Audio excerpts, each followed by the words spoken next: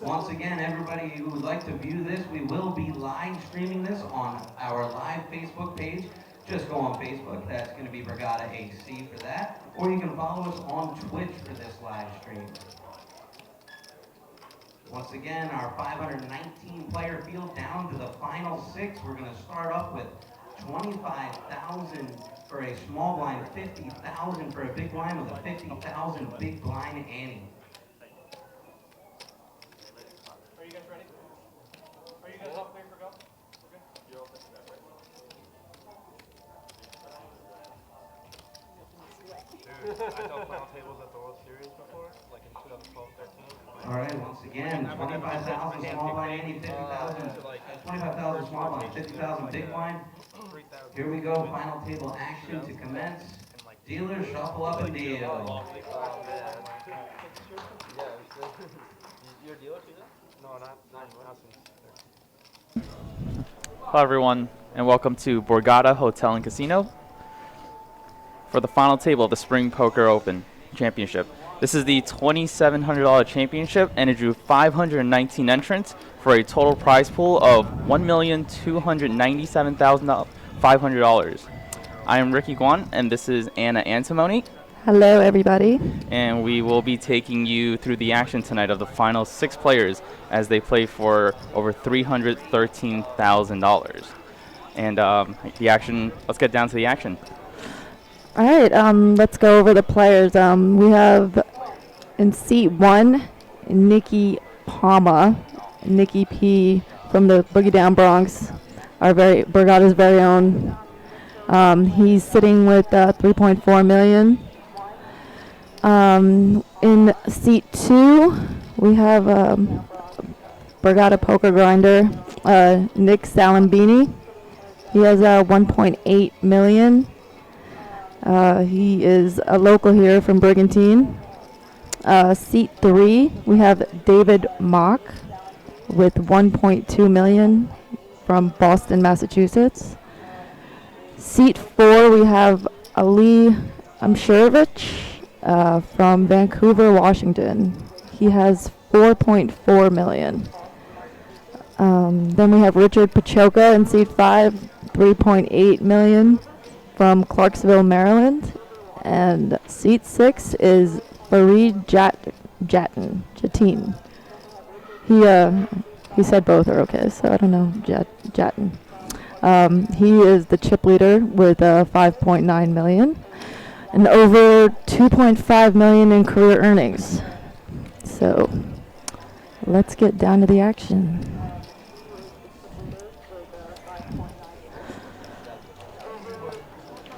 Nice. Okay. So we have an awesome final table lineup here. A bunch of regulars who are, very frequent in the live poker scene, and a couple of up-and-coming players who, you might not have met before. Farid comes in with the chip lead, and one of the most aggressive players that I've ever seen, in the live poker world.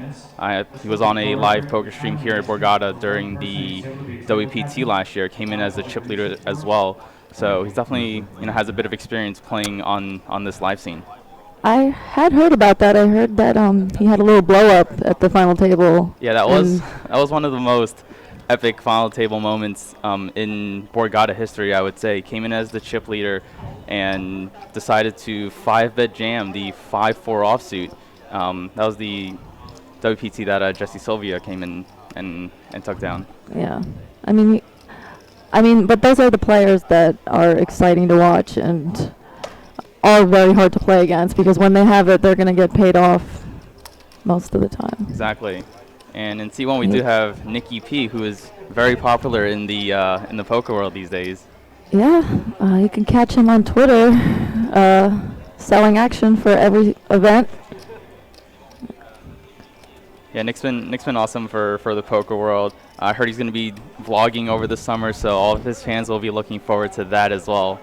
That's exciting. I mean, I feel like a lot of people are always rooting for him. Like, he kind of comes into this table as an underdog, and I think a lot of people are kind of pulling for him to do well. Mm-hmm. And in C2, Nick, I've played a bunch of cash here at Borgata with Nick. He's a regular here. and really awesome to see him at this final table as well. Yeah, Nick has lifetime earnings of over 118,000. He's more of a cash player. I've seen him around Borgata for years. I think this will be his biggest live score to date.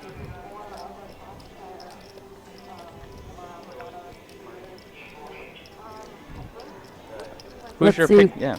Who's your pick for this final table, Anna? I mean, right now I'm just gonna have to go with Farid. He's aggressive. He's been running really well, and he's just he knows what he's doing, and he's hard to play against. So I think aggression, and running good really pays off at final tables. I'm gonna have to go with my buddy Ali over here. He's been crushing the live poker scene over the past half a year. Won a PokerStars $10,000 high roller down in PCA, and has a bunch of other final tables as well. And he's also a crusher online. Most people don't know about this, but he's had one of the best starts to 2018 that anyone can have online. So my pick here will be Ali. Does he play in locally, or is he? Not here in New Jersey, but we actually moved into a house recently here in New Jersey, so you might see Ali on the site. So. Oh, he moved in with you? He did, yeah. And do you have a vested interest in Ali? I do not for this tournament, unfortunately, but best of luck to him and the other 6 players as well. All right, let's. Yeah, Ali's gonna have a quick turnaround here as he's gonna be here at this final table, and he also won a Party Millions seat to Montreal on BorgataPoker.com. So as soon as he's done here at Borgata, he'll be heading up to Montreal for that. Yeah, I heard a lot of people are going up there. Best of luck to everybody going. That will not be me. Okay. So we have Richard Pachoca raising to 110,000 in the hijack.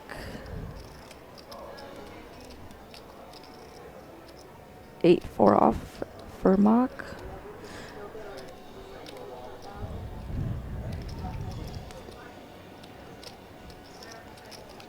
And he's going to take it down.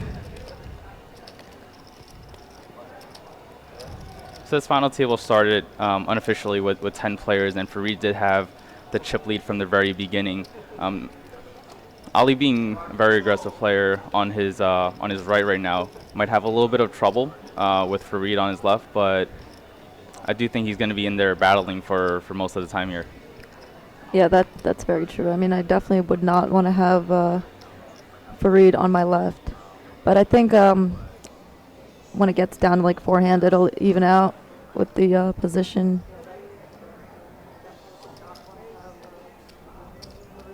So all 6 players right now are guaranteed $57,894, and pay jumps are pretty significant. $70,000 for 5th, $90,000 for 4th, $113,000 for 3rd, $176,000 for 2nd, and the $313,000 for 1st tier.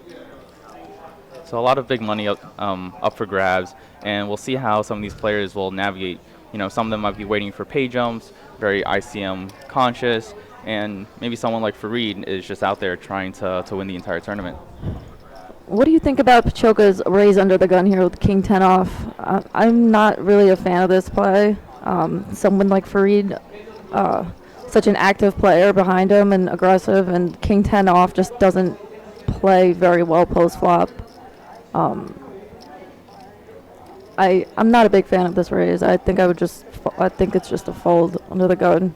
Yeah, Richard's a little bit handcuffed here, being, having 4 million in chips with Farid on his left, and he's also opening into Ali's big blind, who is going to be defending a lot. So it's a very speculative open, but we'll see how he navigates post flop with this hand.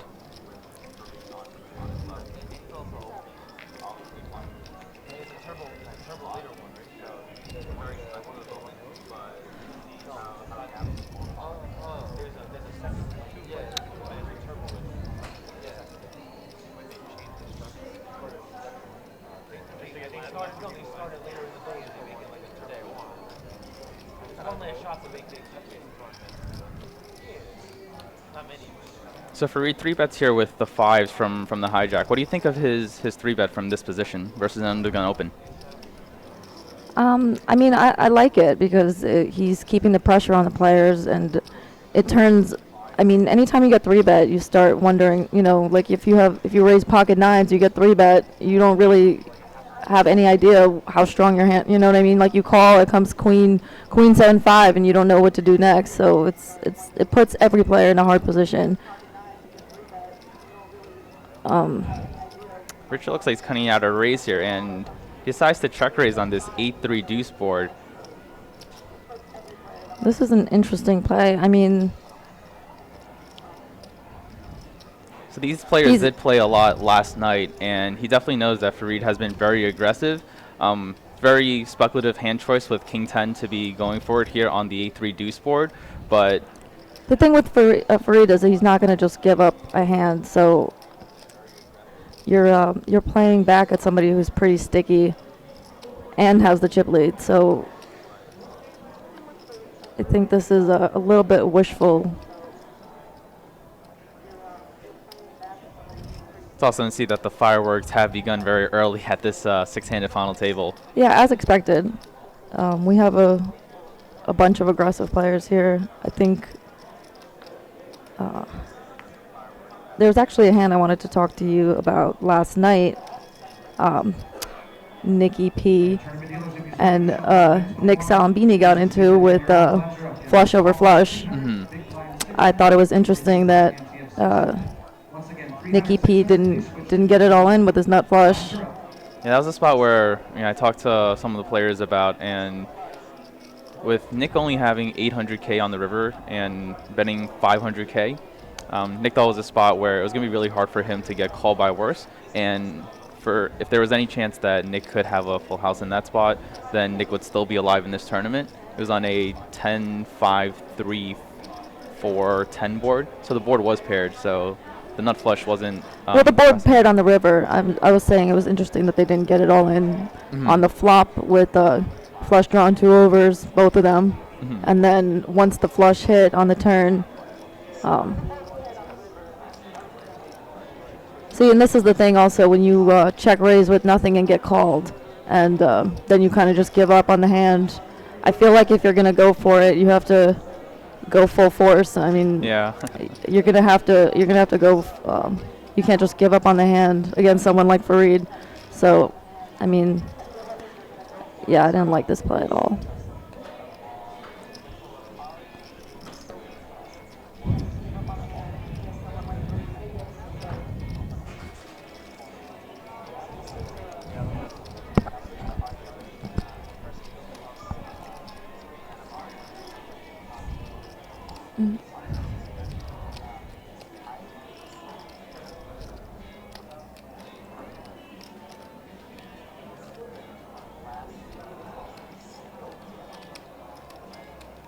So for those on Twitch right now, Anna and I will both be in chat. We'll try and follow along as much as possible, but some of the comments do go by pretty quickly. But if you do have any questions, we'll be sure to look over them, and the mods will be there to help answer anything as well.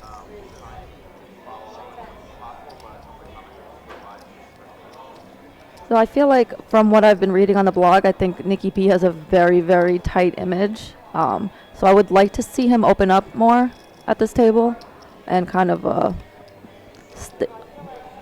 rep that image. So I like to see him opening here with 7-8 suited.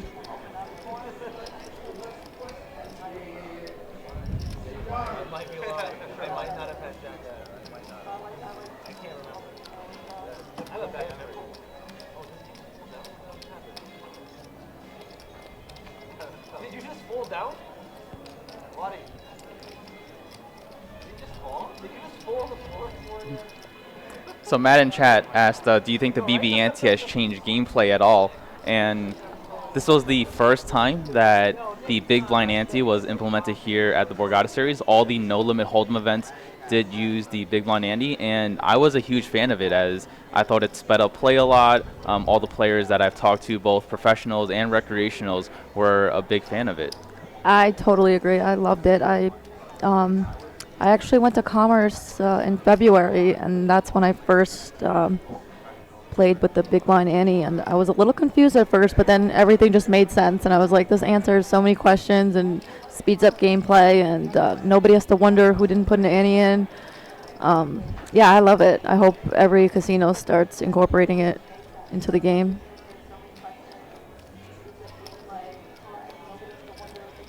I always love to see when two players have the same hand. Mm-hmm. And in these spots, it's usually the pre-flop aggressor who wins most of these pots, just because of how their range is constructed on most boards. Oh, looks like Nikki P has is free rolling here.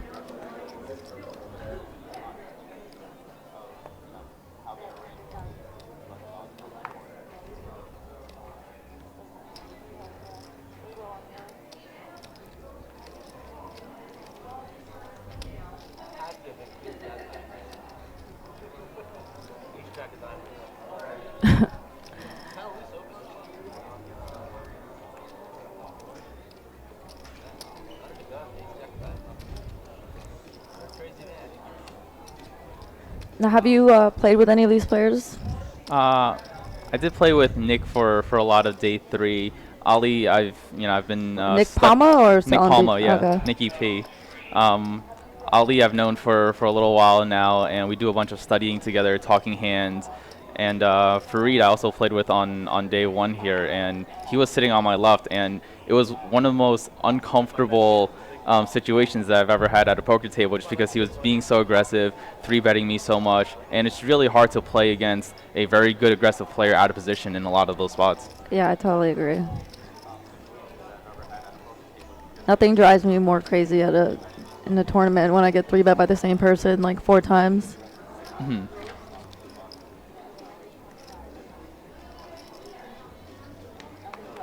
Also, big props to Richard here, coming in with only $2,400 in live earnings and making this final table of an event where the buy-in was $2,700, more than his total live earnings so far. That is true. That's funny.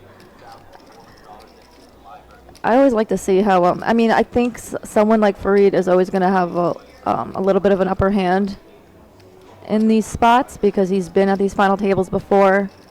And it's just the pressure does get to people sometimes, and I think knowing that people are on camera and being judged, they play different sometimes. We have a raise here from David Mock with ace-10 off and a c-bet.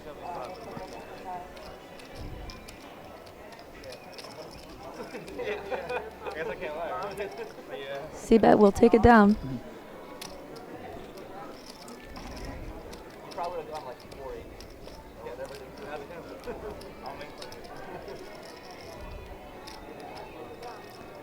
Ali also does a great job of getting his table to talk, making sure everyone is having a good time. And from the looks of it and from what it sounds like, this final table already has the feel that it's going to be a little more talkative than previous years. Yeah, I see Salimbene hasn't shut up since we sat down.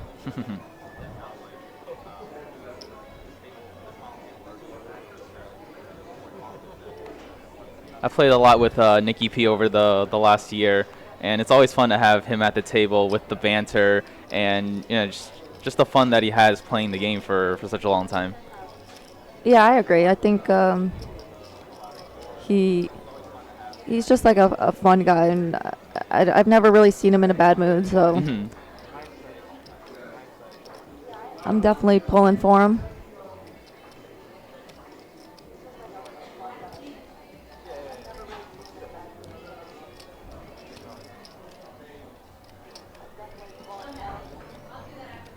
And it looks like you have some fans in Twitch chat over here. S-Dub says hi to you. Didn't see any. Where's that? Hello, everybody. I didn't see.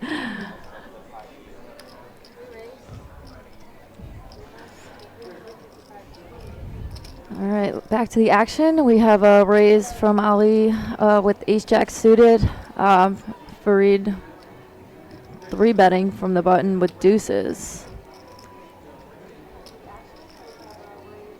once again putting the pressure on people. I mean, and once again, this is another time when, you know, ace jack of spades you're going to call, but if you don't flop anything, it's kind of hard to continue.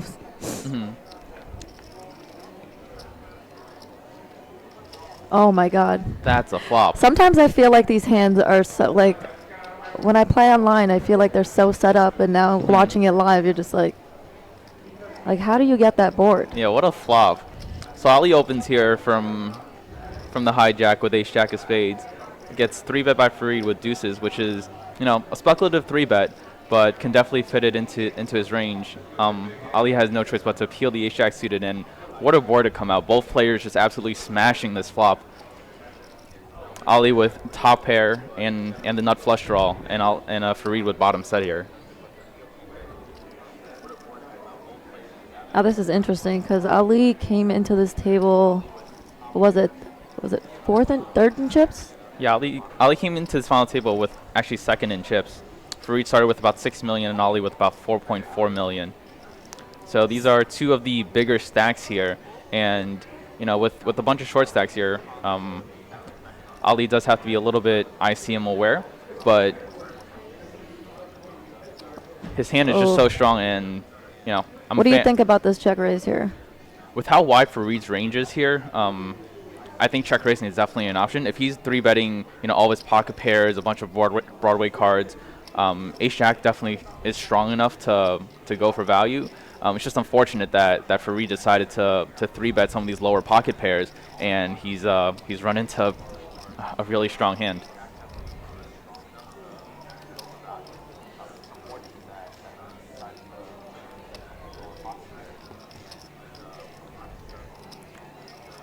Oof. I honestly think with how strong Ali's hand is on the flop, I like just a flat there. I don't think you need to build the pot. He just Farid gets the nut card and continues God running like how he has been. Daily quads for Farid here. A spade on the river would just be disgusting. Yeah. It's so hard to put Farid on pocket deuces or pocket fives or ace deuce.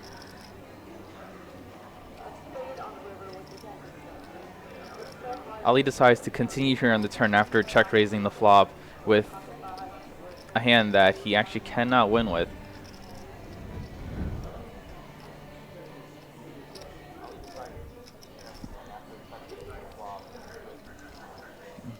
A lot of Ali fans here in Twitch chat rooting for no spade on the river.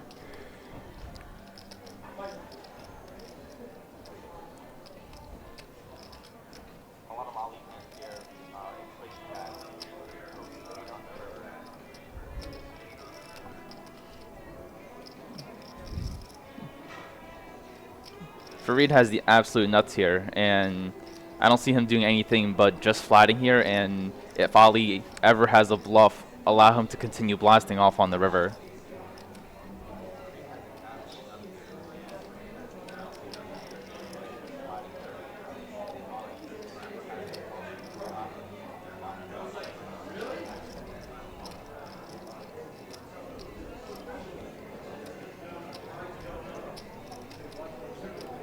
Coming into this final table, we knew that there were going to be a lot of fireworks between Ali and Farid, but no one expected this. Well, this is exactly what I was saying with how aggressive Farid is. He's going to get paid off in situations like this. I'm not a big fan of the check raise on the flop. I think I would like to disguise how strong my hand is, and also it is easy for Farid to have ace queen or ace king. So I would like to see a check here. And Ali does check.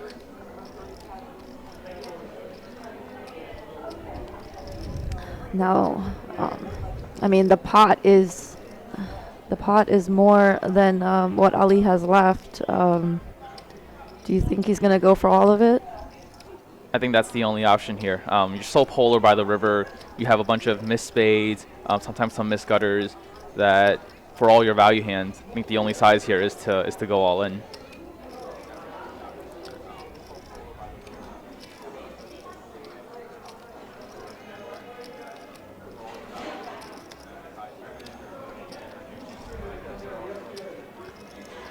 The backdoor flush also got there as well, so Ali might be able to find a fold here. 1 blocking spades and 2 unblocking the backdoor hearts that got there, which Farid might be peeling on the flop if he has some sort of 3x or 4x of hearts that he decided to 3-bet. He did go for all of it. I mean, he puts Ali in a very tough spot.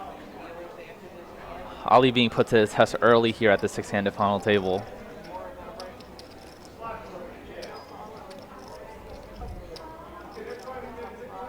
And this is such a tough spot because Farid is such an aggressive player and 3-betting so many hands pre.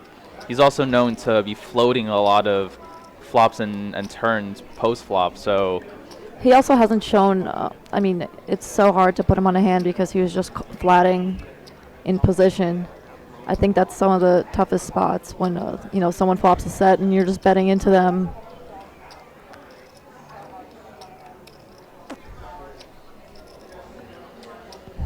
Also, Farid's crooked glasses are really distracting me, so it's hard for me to take him seriously.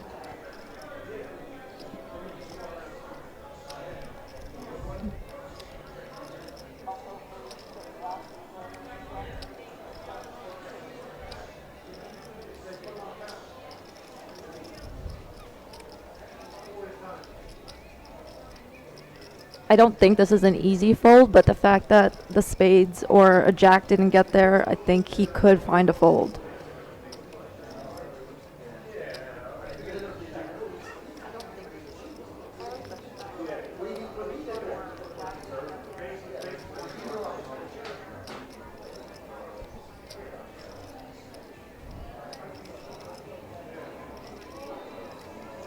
This is such a tough spot to be in, and this is another time where I always wonder how much a live stream plays into it, because you don't want to be the idiot folding, you know, top pair with a quality kicker to the most aggressive guy at the table when he has 7-8 offsuit, you know, and everybody's. I think it's always so much easier for people to judge your play when you can see everybody's cards. Great fold. What a fold by Ali here. Great fold.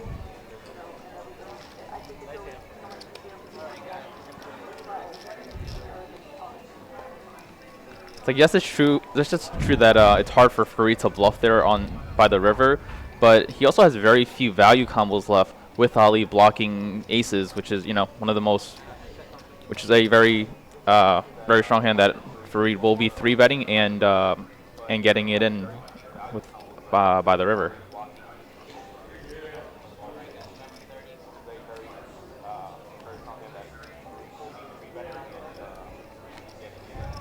Chips are flying here at this final table. Yeah, they're all flying Farid's way. I mean, if we can talk about how good he's been running, I mean, he plays very, very well. But from what I've been reading on the blog, because I didn't make it to day 2, he's had a pretty easy ride here to the final table. I did see him make a very good call with ace-7 offsuit, ace-high yesterday. It was on the blog.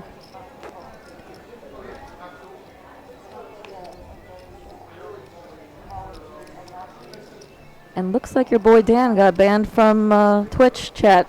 I'm pretty sure that was the fake Dan Sunig, because the real Dan Sunig is the Red Sox Nets account. So I think the mods are on top of that. He has he has a fake. He has some troll accounts out there. That's when you know you've made it. Exactly.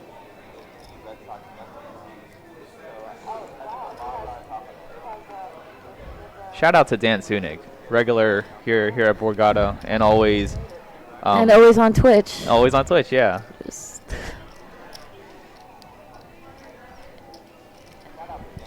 Nikki P with the King-6 offsuit raise on the button.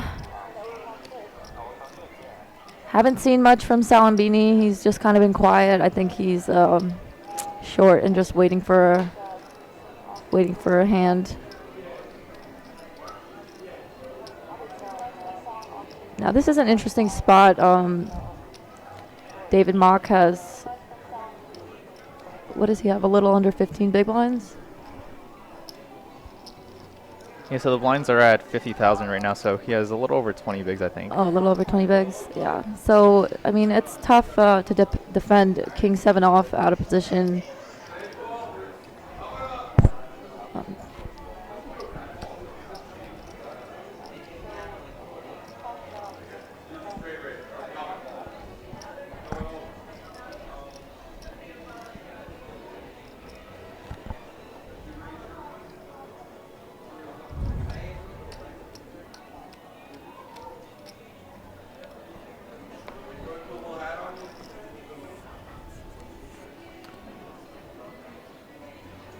So we are live both on Twitch and on Facebook. So shout out to all the people watching on Facebook as well.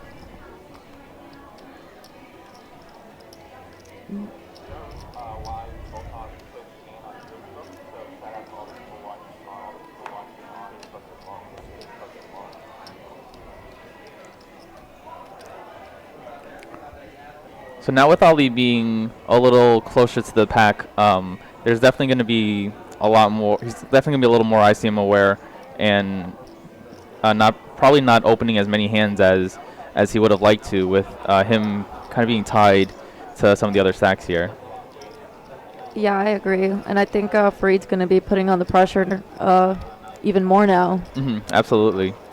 He has such a stranglehold on this final table now that... I mean, it's so tough when you have somebody like Farid who's super aggressive and just smashing every flop. It's almost impossible to play against.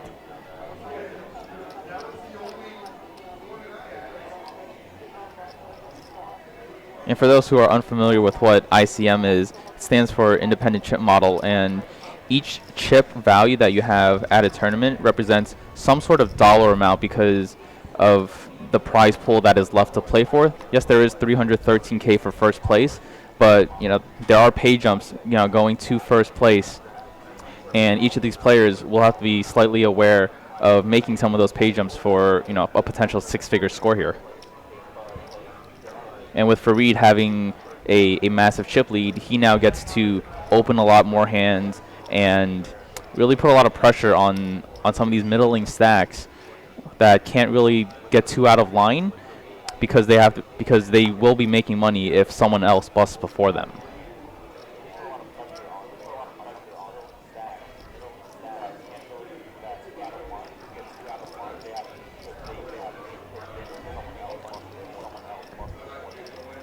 Another quite interesting spot. Farid raises under the gun. He's going to be opening up a lot, and he has a pretty wide range. And you have king-queen offsuit in the small blind. We got a flat here from Ali. What do you think about this call? I definitely like it. It's hard to 3-bet out of position with the hand this strong. You don't want to get 4-bet off your equity. And with him being tied to some of the other stacks, it's definitely worth it for him to see a flop here, navigate post flop, and not try and play huge pots with Farid. Do you like his call better now that he has top pair and a royal draw? Oh, absolutely. We all love to be results oriented in poker. I know I do.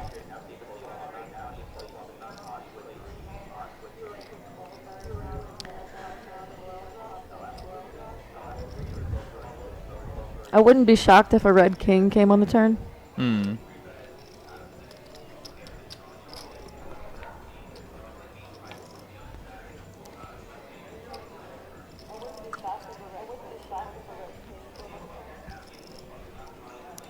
Ten of diamonds here on the turn, and doesn't change too much. Farid still has his gutter, but with Ali check calling the flop, he's going to have a lot of connected hands with this board, some pairs, some straight draws that will continue to have a lot of equity here. And Farid having just the gutter without the spades, I don't see him continuing here unless he's just absolutely going to go for it. I think he just has too many chips. I don't think he's going to be just giving them away. Hello. There you go. I mean, it's a great river, but it's kind of irrelevant. I don't think he's going to get any more chips from Farid. I don't love this check. I probably would have went for a small value bet. We've seen some big There's hands. just so many hands that check back there. If anything, if Farid has a boat, he might raise. But I mean, check raising this river is so strong. I would have just liked to see him go for a small value bet on the river. It's interesting because the aces is a good card for Farid's range. Ali's not going to have all the full house combos here of aces, queens, jacks, and because Farid has that in his range, it is a good card for him to continue betting on. It's unfortunate that Farid did river some sort of showdown value. I do like Ali's line here to check river. He's not going to have that many king of spades combos in his hands, and because a lot of the hands that he will be peeling out of the small blind will be suited. So it's a card that he definitely should check to Farid and allow him to bluff on. So in this final table so far, we've seen quads and we've seen a royal flush. Going to be hard to top that going forward.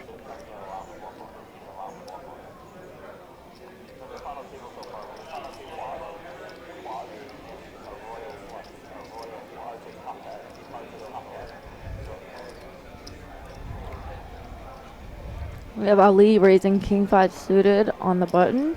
Pretty standard. And Farid with the king queen off. We're going to get the king queen 5 flop.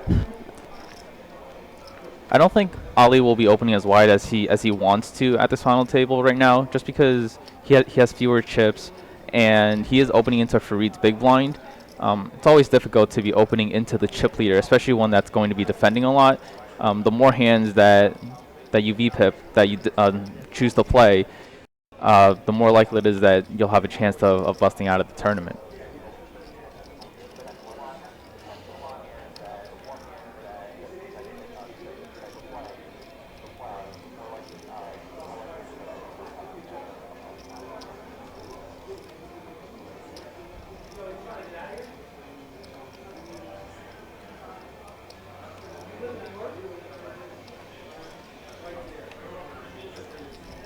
Ooh. One for the underdog. Ali River's a 5 here.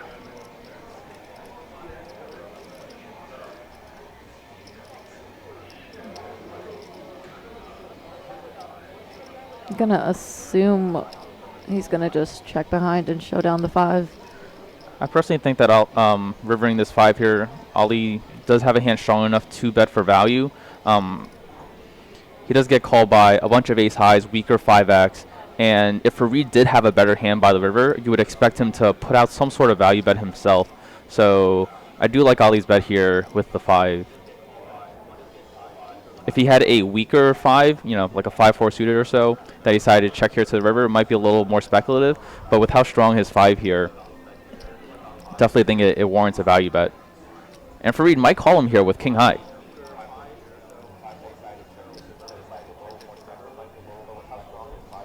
I feel like in my experience, usually when players check down to the river and then bet, they usually have some sort of hand that they can. I mean, it just seemed like such a value bet.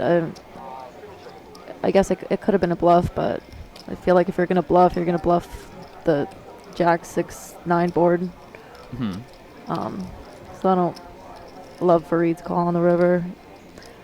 If it was ace high, maybe.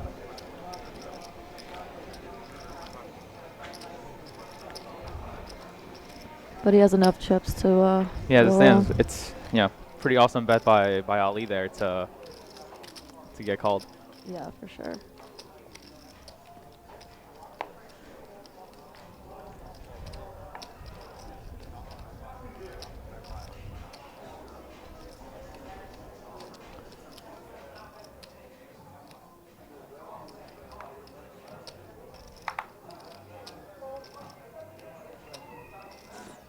Poor Nicholas is a little handicapped. We haven't really seen him in any pots, and he can't really get too crazy. Yeah, Nick is very experienced. He's played a bunch of final tables, so he's definitely aware of the ICM implications here, and and the value of just waiting around, waiting for some of these shorter stacks to bust and getting a couple of pay jumps and going from there.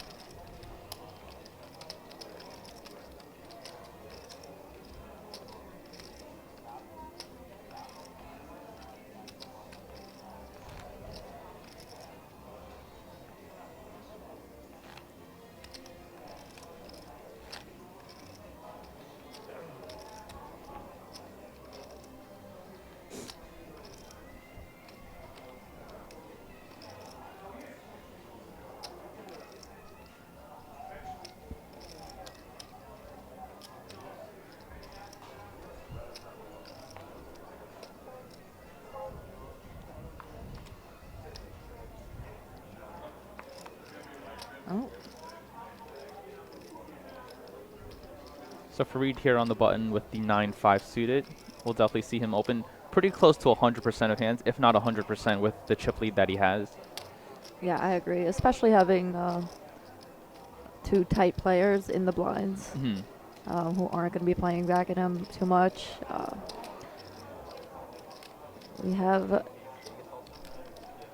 Nikki P with Ace-King offsuit against Farid's range that looks like aces.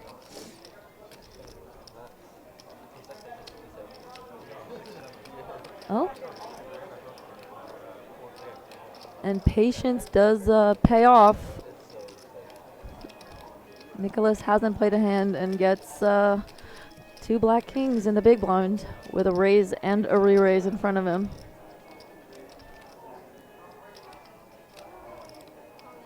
And I'm just talking to myself. Oof. What a cooler this is. Is going to see the bad news. We have the two tightest players at the table with ace-king and kings.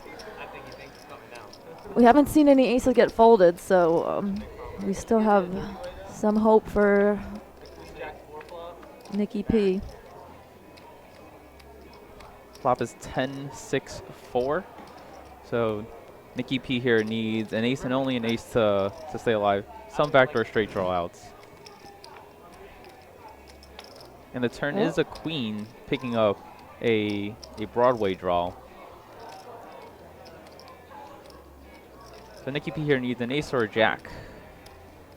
And the river is He will not a get 5. it. I mean, that's just crushing.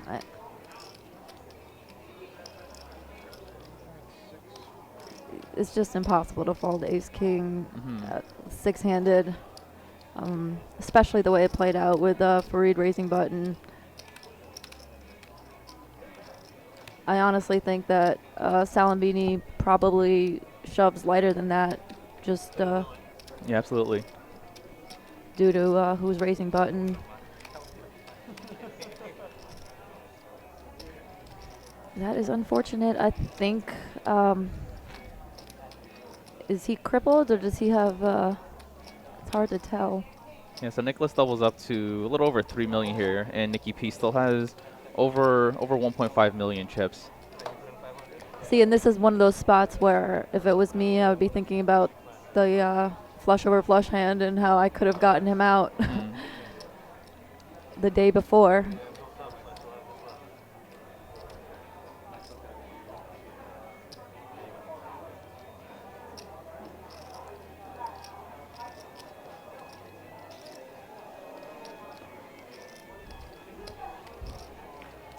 So we've seen some big hands already here at the final table. A lot of stacks shifting, but it's still Farid with the overwhelming chip lead here, and a bunch of these stacks still bundled up.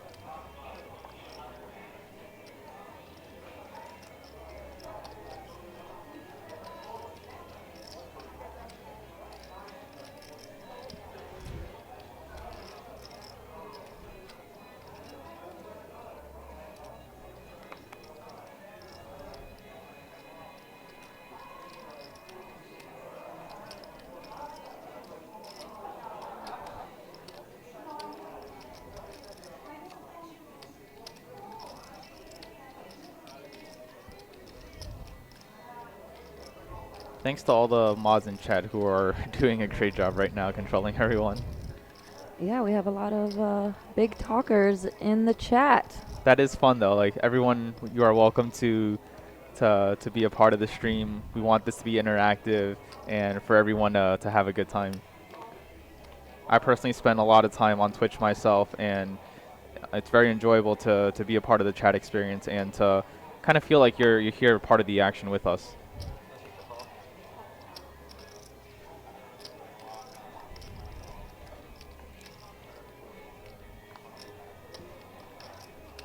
We have Ali opening King Jack suited under the gun. Farid calling in the cutoff. And David Mock defending 6-7 offsuit. Oh no, he folded. Did he fold? Yeah, he folded.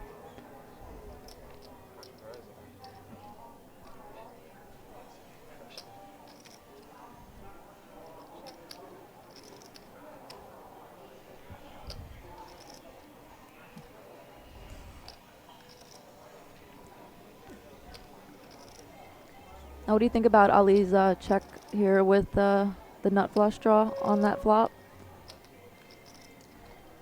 Ali does want to work in some checks here. Ace-5-3 is a board that's pretty close in EV for both players, just because Farid is going to be flatting, you know, pretty strong hands versus Ali's under the gun range. I think Ali is also aware of who is in the blinds in this situation, and he can open up slightly more into them. So checking some strong flush draws here is definitely good. He allows Farid to bluff with some worse hands, and his hand will be very disguised if he does hit a flush on the turn of the river. Hello. Low.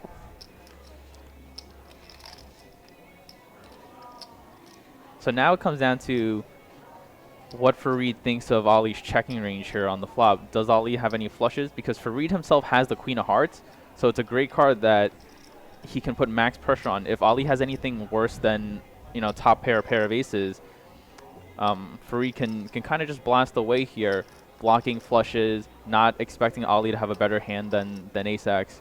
But Ali, being the awesome player that he is balanced here with some flushes in his range.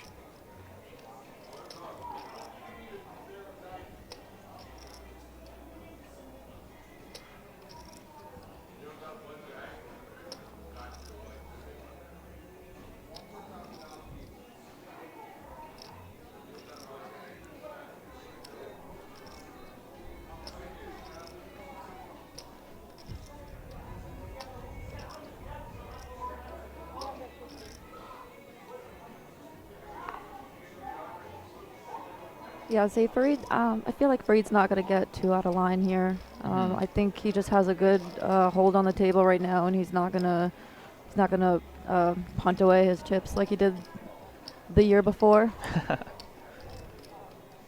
Lesson learned. Interesting to see that Farid didn't even really think about doing anything on the river here versus Ali's block side.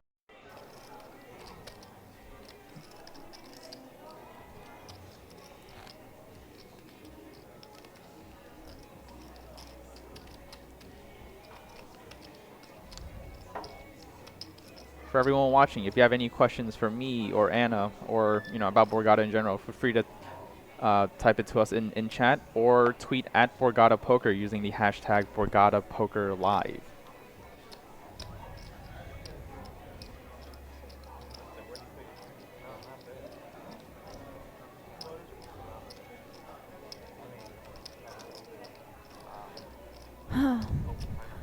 Ricky, looks like you have a fan, Ali the GOAT. Can you get those little, can we get a little space?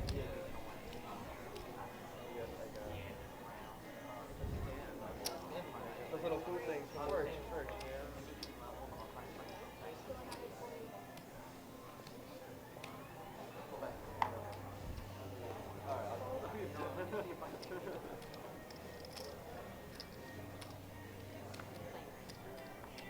I see a few comments in chat about Ali's clothing choice for today, and yeah, that is one of the most awesome hoodies that I've seen. Yeah, I'm a fan. I like it.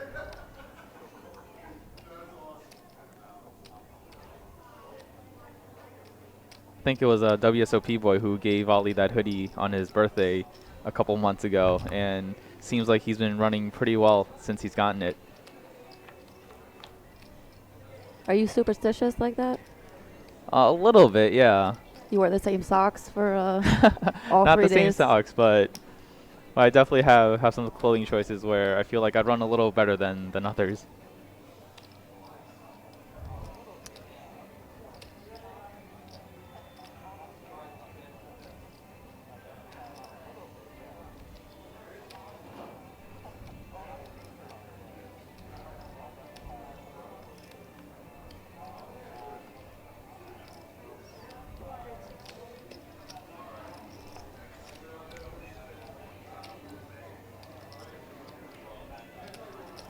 So Nick opening the cutoff here with the ace-8 offsuit, and Ali defending the queen-6 of diamonds.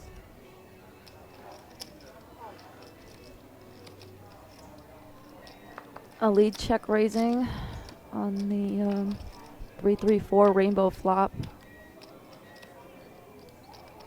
Yeah, Ali choosing to be very aggressive here on this paired board, not thinking that Nick has many 3x in his range, so definitely see a check raise here with queen-6, backdoor diamonds, backdoor straight draw being a play, and he gets a pretty nut turn card here, picking up both backdoor draws he has. And by check raising flop and barreling here on the turn, it puts a hand like Nick's with ace high into a pretty tough spot, because Ali himself can have a lot of 3x here defending the big blind, and Nick decides to give it up. So great check raise by Ali here, and getting a good card to continue barreling on. Yeah, I like the check raise. I think Nick might have continued on a lot of different cards. The deuce kind of puts every draw, any draw that Ali might have raised with out there. So Yeah, it's really hard to continue. Deuce 5, 5-6, any ace X for the wheel would get there. So Exactly. Whatever Ali decided to check raise bluff with there, that deuce of diamonds does swing the equities a little bit into his favor.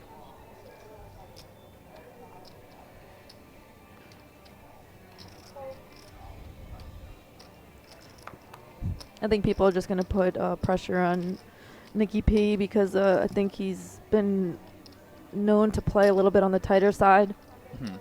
So it's going to be really hard for him to, I don't think he's going to get it all in with just ace high. Right.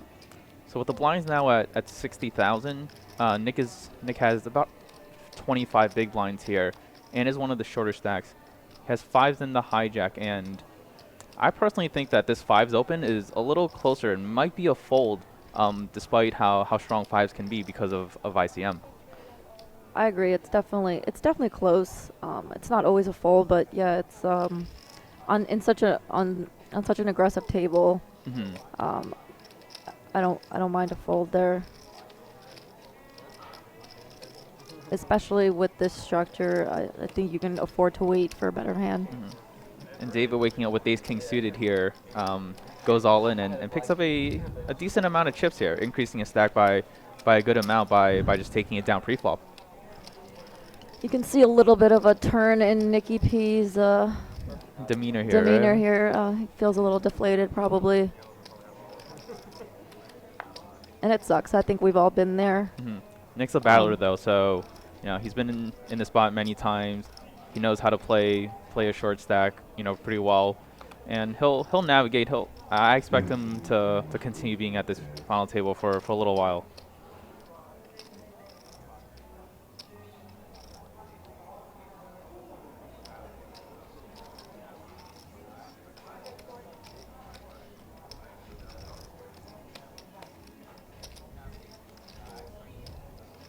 Nick opening ace-jack suited. Farid with the ace-king. I mean, it really is crazy how many hands he's getting. He's being very aggressive, but he's also getting a lot of good hands. Yeah, it would seem like with how much he's 3-betting and all the pressure he's putting on, he's doing it with more hands than just premiums. So when he does get a strong holding like this, it's very dangerous for when he puts chips in the middle. And Nicholas is definitely aware of this. You know, when he's opening into Farid's big blind, he's going to get some sort of resistance, and he's going to be opening, you know, slightly tighter. But with a hand as strong as ace-jack suited, I do expect him to continue in some sort of way here. Yeah, I mean, we haven't seen Farid 3-bet out of the big blind yet. He's been flatting a lot. I like flatting here in position. Your hand plays very well post-flop.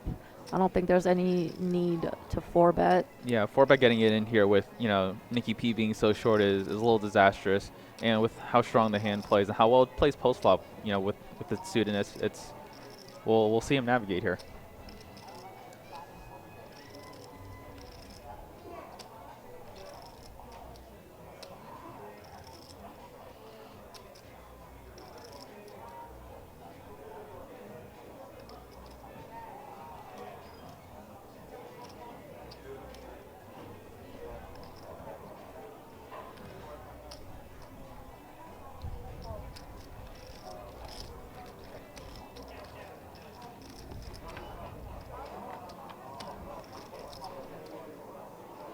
So Nicholas does decide to appeal the ace-jack suited here.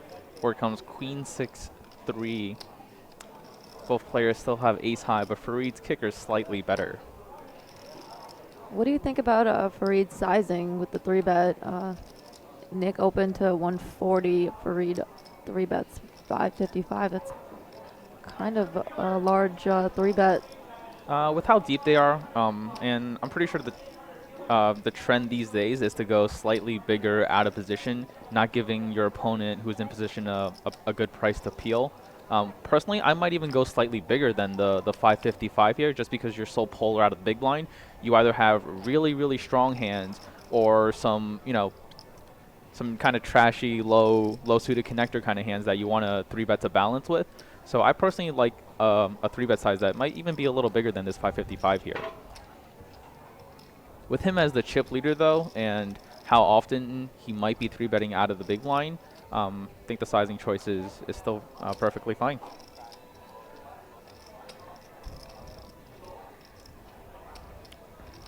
So on the 10 of spades, both players pick up a gutter.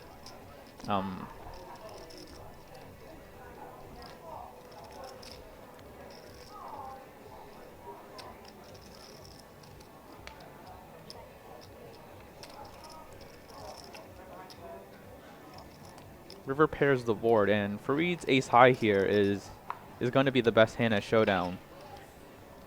Yeah, I think Farid's just going to be check calling anything on the river.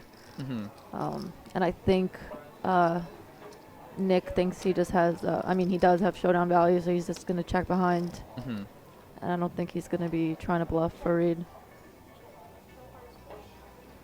It's interesting, though, because Farid's hand might be slightly strong enough to go for value here. With how much he's 3-betting, ace-king is still pretty high up on his range, especially when he checks down here to the river. I don't see him having many stronger hands that get to the river here after checking twice. So the ace-king offsuit might warrant a thin value bet. I don't mind the check. I think, I mean, I think Nick definitely has pairs in his range that he's checking behind on the queen high board and pot controlling.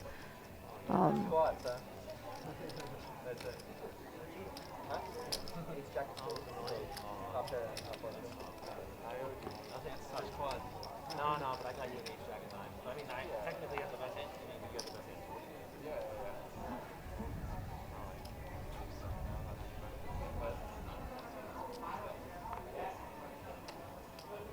So for those just tuning in, I am Ricky Guan, rated GTO on all social media platforms, and joining me in the commentary booth here today is Anna Antimony. Hello, everybody. Anna, where can they find you on social media? I am blank. I am at Bonafide Anna on Twitter. At Chipotles on Instagram, and Anna Antimony on Facebook. Just use my regular name. It's crazy.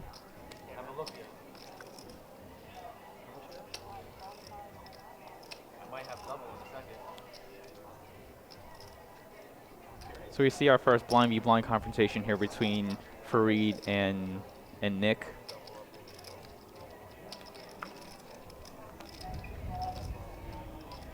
I won't be surprised if we see all this go in the middle, and it does. And it does.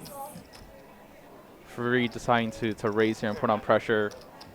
Nick having 2 Broadway cards here, really strong versus Farid's range, which might be any 2 cards. And both players get the money in the middle. Yeah, I mean, it is crazy how many hands Farid is getting. These Broadway cards probably look like aces to Nikki P right now. But I mean, if we look at the hands at the final table, Farid really hasn't been getting out of line at all. So pretty interesting flop here. King 10-10. Nick picking up the open-ended straight draw, having a lot of outs to catch up. As we all know, if you have the most outs, you're probably going to end up breaking out. And the 3 of clubs to seal his fate. Unfortunately for Nikki P, finishing in 6th place today for $57,894. Pretty awesome run for Nikki here. He's going to be disappointed now, but I feel when he looks back at this run that he had, it's going to be one that he's going to be proud of.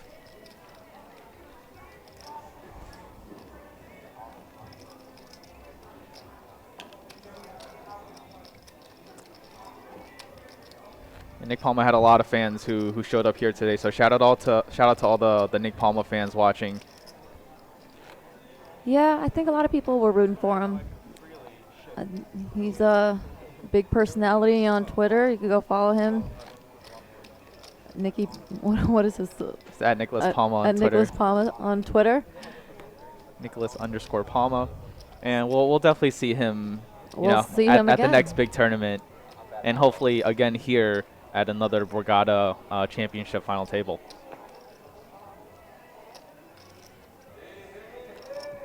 We haven't seen David Mock hasn't been too active. Got pocket 10s here. David had the ace-king suited recently, so pretty nice to see some premium hands at this final table, and he's going to be feeling pretty good now that he's gotten that pay jump to 5th place.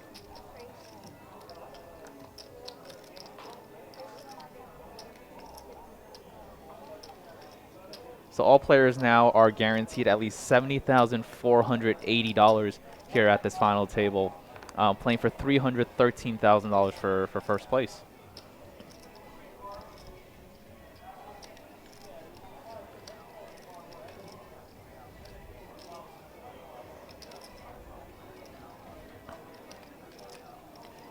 Now, once again, I don't love Pachoca's flat here in the cutoff with King 7 suited to an under the gun raise. Mock hasn't really done anything out of line. I don't even think he's played any hands. He has a little bit over 20 bigs, and he's raising under the gun. I mean, it's just a clear fold here for Pachoca. David's going to have a lot of strong hands here opening under the gun. You know, Farid is on the button, in position to him, so it's going to be a little tough to navigate if Farid ever decides to put money in the middle. King 7 suited does look like a very pretty hand, though. Now Farid, with the ace-4 suited, as the chip leader here, he can definitely go both ways here. Ace-4 suited does play well enough post-flop where he can, peel. You can also consider 3-betting the ace-4 suited with a good blocker and really putting a lot of pressure on both of these players here by squeezing. Yeah, I agree. I think he's also taking into consideration David's stack size and the fact that he hasn't played too many hands.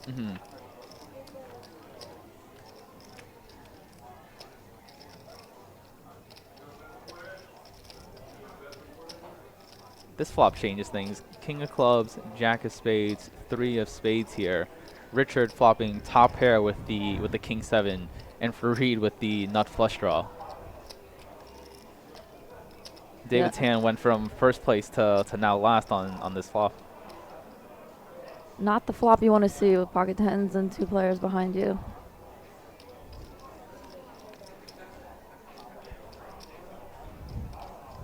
Richard with top pair now, putting a bet of $200,000 in the middle. I mean, this is the tough thing about calling with hands like King 7 and a really aggressive player on your left.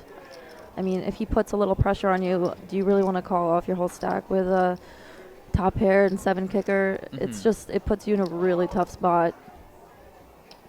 Yeah, I see Farid just calling here. He's going to have a lot of hands that side appeal here, and David and Richard peeling and under the gun open and then betting out into this flop.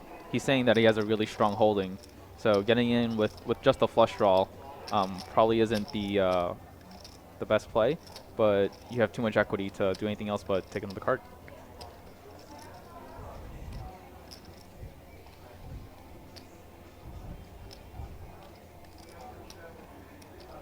Jack of clubs on the turn is interesting. So anything that, Farid's going to have a lot of King X, Jack X, some draws, Broadway draws, flush draws that decide to peel the flop here versus the bet. For all those hands that Farid had that were a Jack, it's now ahead of Richard's King. Farid will have a lot of stronger Kings here as well. So this bet here is a little speculative, but Richard feels that he has the best hand here and wants to get a little more value for his King. I mean, is he going for value or is it a blocker bet praying he doesn't get raised? I mean, I don't think Farid's going to be raising too much in position in the spot. A lot of his hands are going to want to just call. All of his draws don't want to, bloat the pot too much. And Richard betting out here is pretty strong after betting into 3 players on the flop and Farid continuing, in position against him.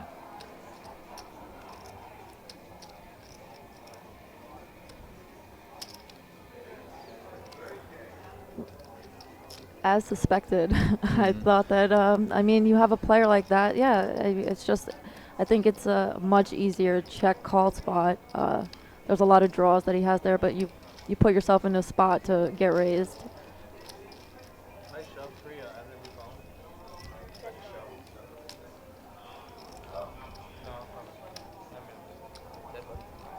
Yeah, by betting turn there, David puts himself in a really tough spot if Farid decides to raise. I personally didn't expect a raise coming, but Farid did sense a little bit of weakness in the bet.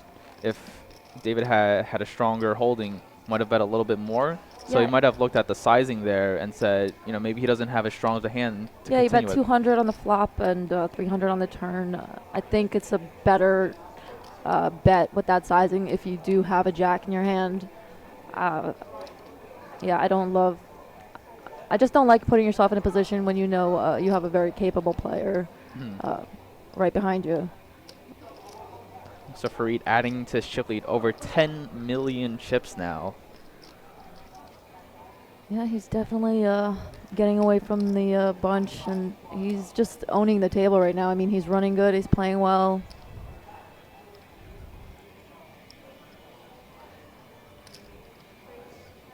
Raising Queen 10 offsuit in the cutoff, and Nicholas is going to have the Ace King offsuit. And we see some big hands here in the Wow. blinds. That's going to be a very tough spot for David. I think he might find a fold. It's just really, really tough. We'll see what Nicholas does here first, but if Nicholas does decide to 3-bet here with his holding, then David will have a decision on his hands. All the players here know that Farid is opening really wide, and Nicholas might sense that and 3-bet more holdings than just premiums.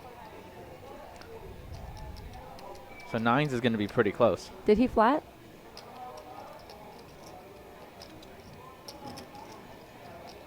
That's a little. We have a little delay on the action.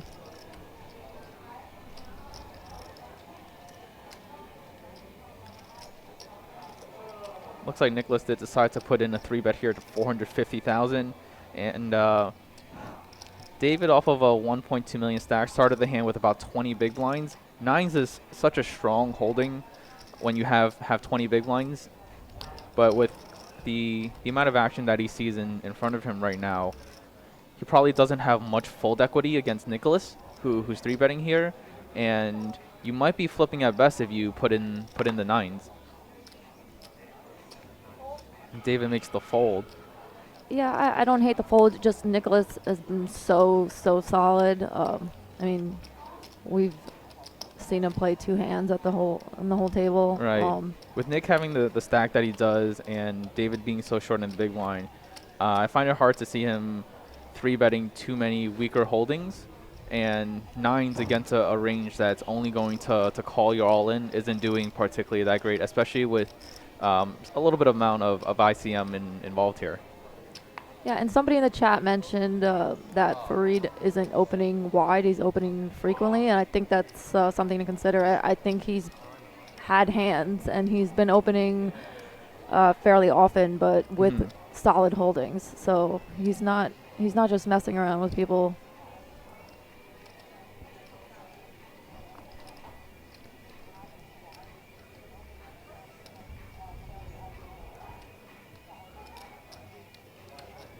Richard once again getting involved here, opening the ace-queen under the gun.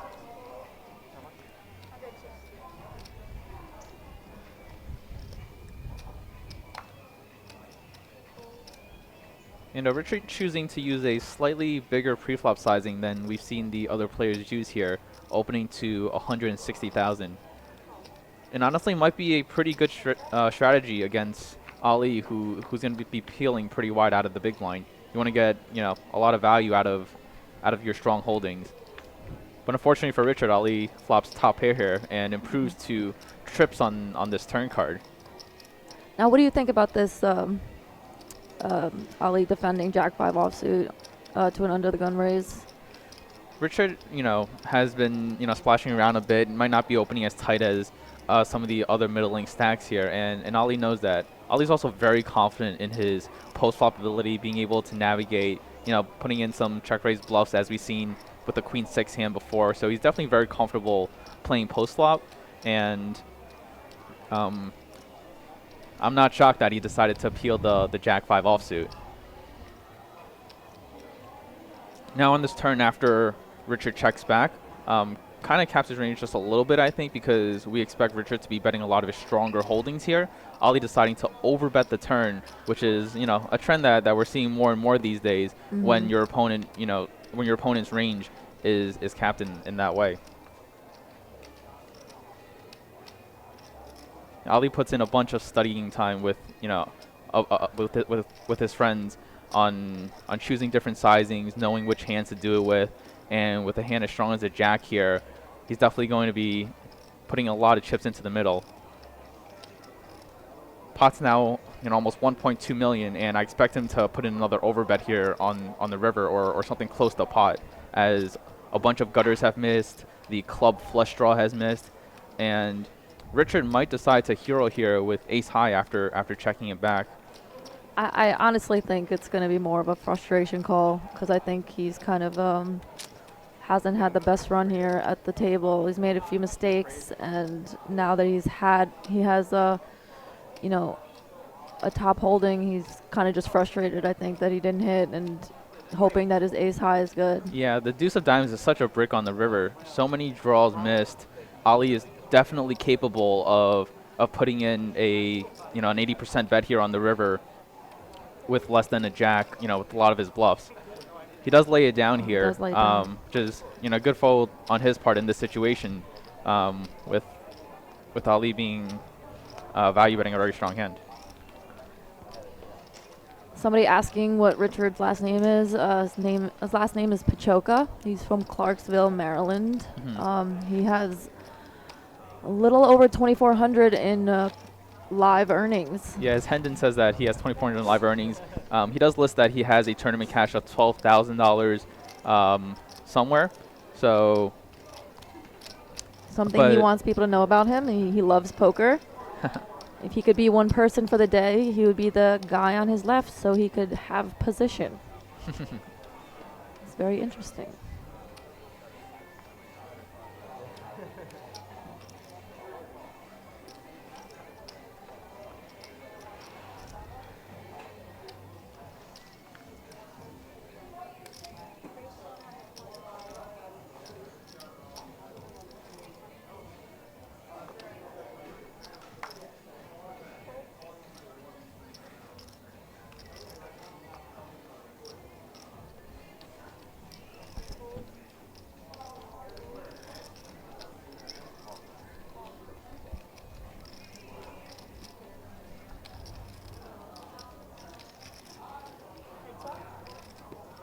So in this hand, Farid opens under the gun with the king-jack offsuit, and Richard peeling the big blind with queen-jack. And we see a jack-high flop here on jack 8-3. Both players flopping top pair, and we're going to see some money go in the middle here. What do you think about Pachoca leading into Farid? I personally don't have that much of a leading range after defending the big blind, especially on this flop texture. Farid's gonna, yes, he's opening wide, but he's still gonna have pretty strong holdings after opening under the gun here, and it's really hard to be balanced when leading out of the big blind on this board. I mean, as mentioned before, he isn't really opening that wide. I mean, we haven't seen him do anything crazy. I mean, I think the only hand that he's really open was like queen 10 offsuit. That was like probably the weakest hand we've seen him open. And both players now get the money in the middle with top pair. Richard very behind here and needing a queen and a queen only to stay alive. Does have some backdoor gutter outs, but looking pretty slim. Okay, let's see the turn card, please.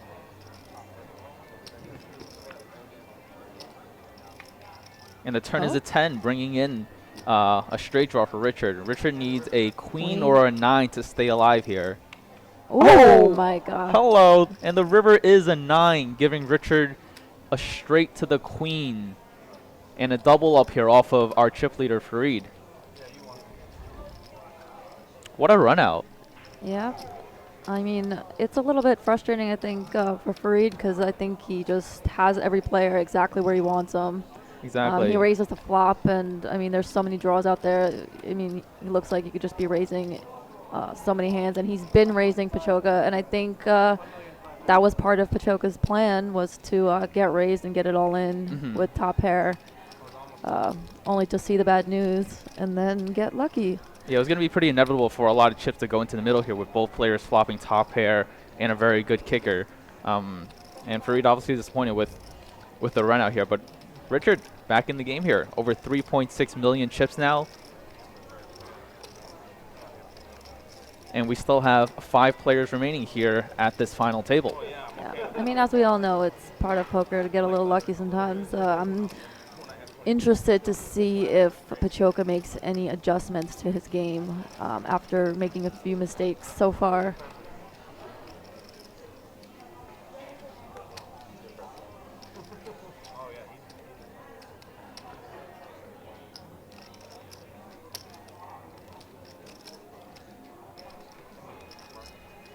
The next place, 5th, is guaranteed 70,000.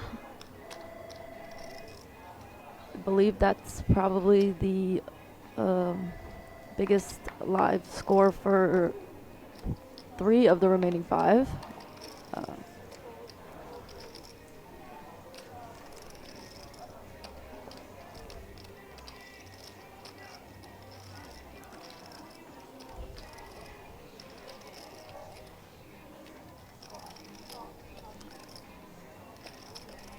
So this is the $2,700 buy-in, $1 million guaranteed Spring Poker Open Championships.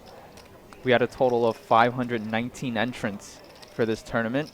I was one of them, so was Anna, and it generated a total prize pool of $1,297,500. And a good chunk of that to play for here with our final 5 players.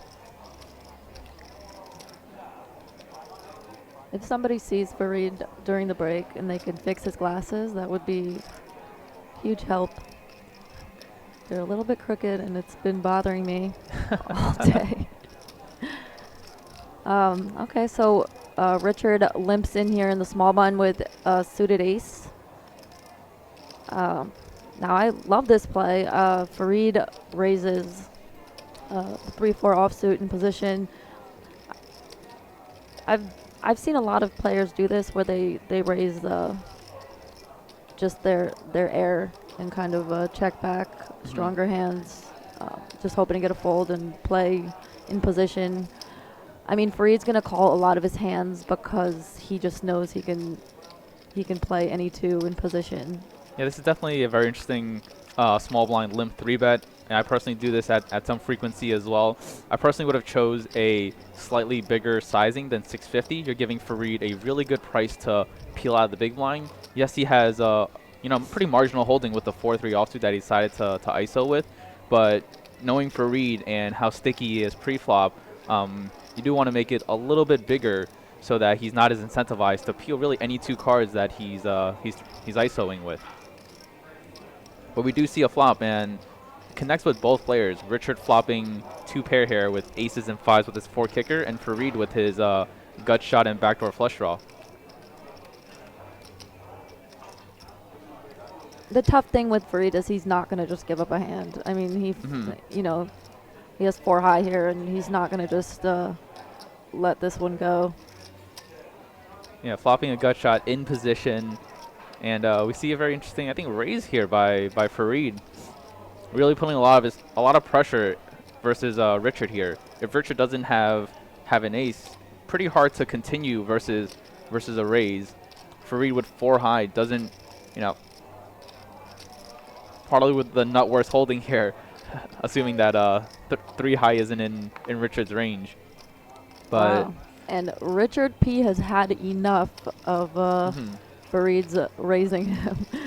Yes. I think I mean I don't mind this play, but it seems kind of like a frustration shove where he just doesn't want to get outplayed anymore. And I think Richard came in with the strategy today that he was going to flop top pair, make good hands, and then put in a lot of money. He was going to flop top pair and just get it all in against Farid.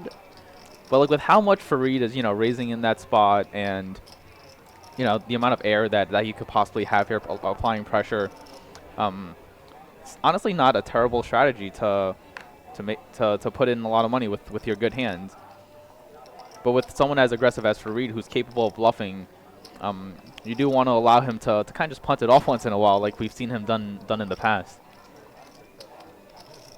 Yeah, I mean, I definitely agree. I think, there's different ways to play against somebody like Farid. I think someone like Pachoca, who doesn't have a lot of experience at final tables, I think he's a little bit more gun-shy to play post-flop, so it's a little bit easier for him to just get it all in holding top pair. As we saw, Ali before had ace-jack of spades against Farid's set of deuces, turn quads, and he didn't get it all in, and it saved him the tournament. I think if Ali had that hand, he might have been out.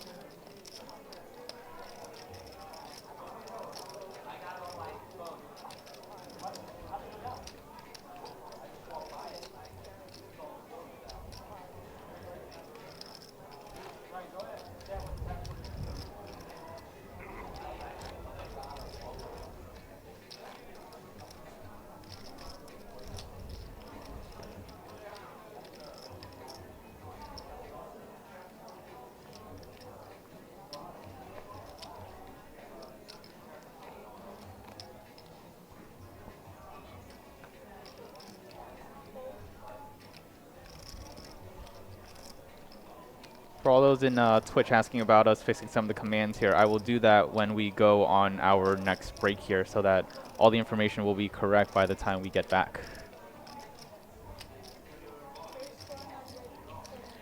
In the booth, we have myself, Anna Antimony, and Ricky Guan, for everybody asking. Yeah.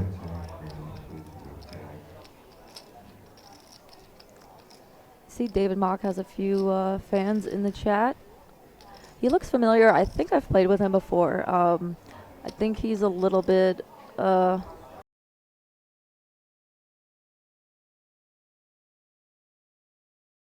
and not really flopping too much, but I'd like to see what he has to offer if he gets a hand. Where is he from? He's from Boston, Massachusetts. 29 years old. Career earnings of 127,000. Yeah, David's had some poker results for quite a few years now, and he only started playing full-time this past year.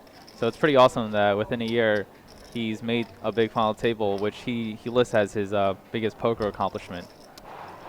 If he could be one person for a day, David Mock wants to be Drake in God's Plan video giving out money.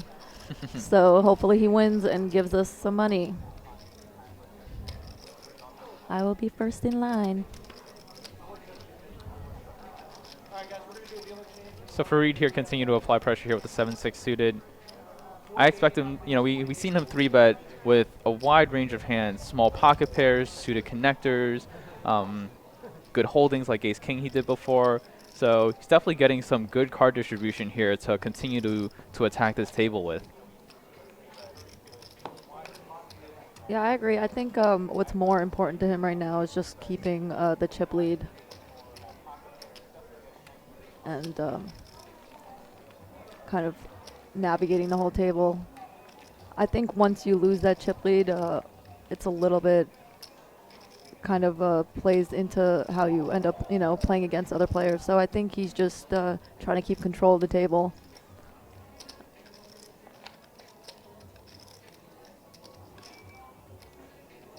He had Pachoca almost out the door, and lucky number 9 gave him a straight. So I think who's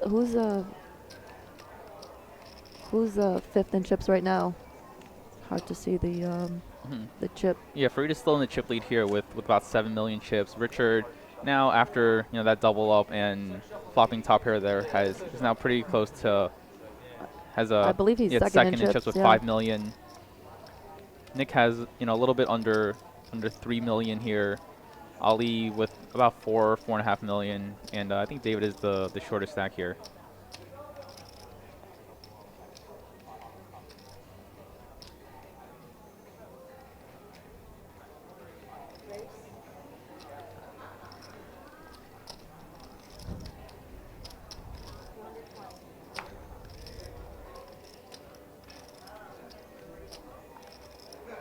So at this final table, we are playing 60-minute levels. Blinds are now up to 80,000 with a BB ante of 80,000 as well. What do you think about David fold here with the king jack suited to Farid's open in the small blind? I think with only about a little over 1 million chips here, Farid's going to be opening a lot of hands out of the cutoff here. Farid did choose to use a bigger sizing, 220K at 80K BB, into Ali's big blind. So might have looked a little bit into that sizing, thought that Farid might have some stronger hands, and to let the king jack suited go.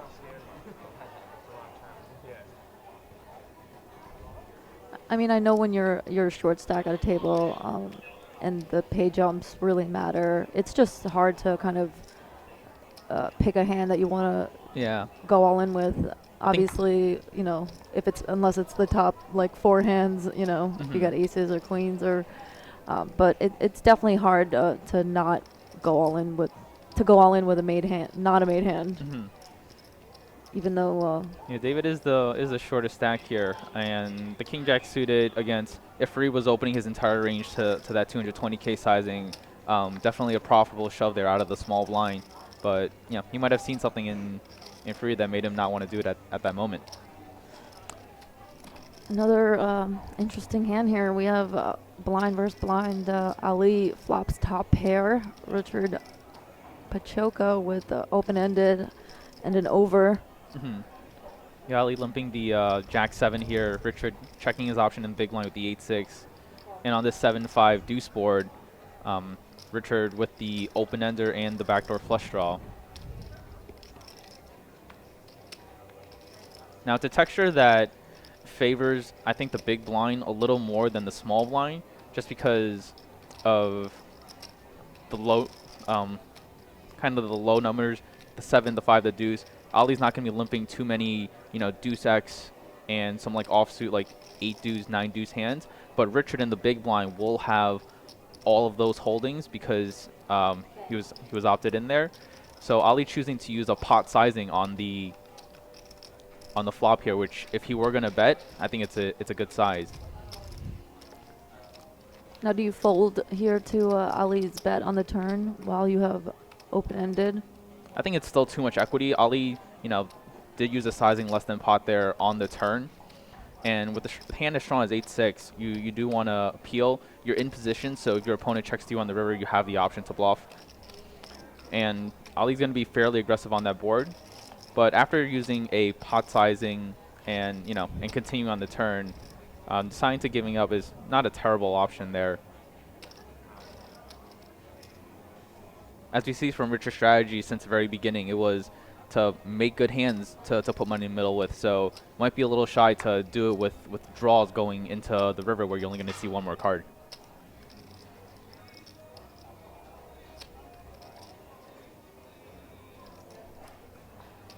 Guys, feel free to reach out to us on Twitch, or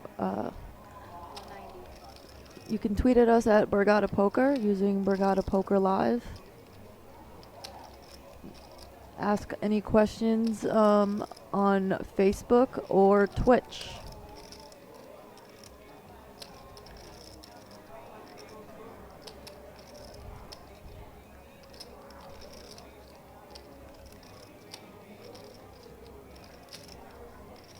Flop Chaser asking if any ladies went deep. I don't. I think this is the first time that I did not see any ladies on day 3 of the tournament. It was a little bit disappointing.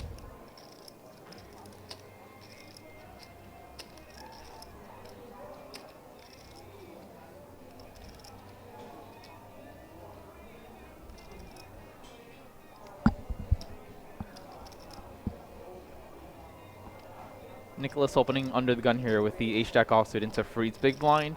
And he gets to kind of play along with Farid here, trying to guess what hands he'll be 3-betting out of the big here. Now this is an interesting spot because I feel like Nick just had this spot with ace-jack suited. Farid raised his big blind with ace-king. We don't know what Farid had here. It would be interesting to see Farid kind of bluffing here, just using the reputation.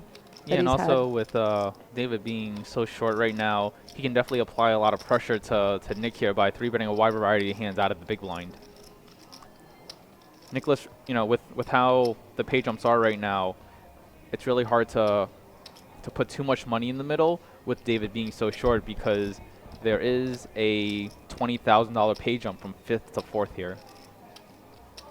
So all these other players will, be a little hesitant to put money in the middle, especially against Farid, who can bust them before David either doubles up or goes out. Ali here with kings in the cutoff.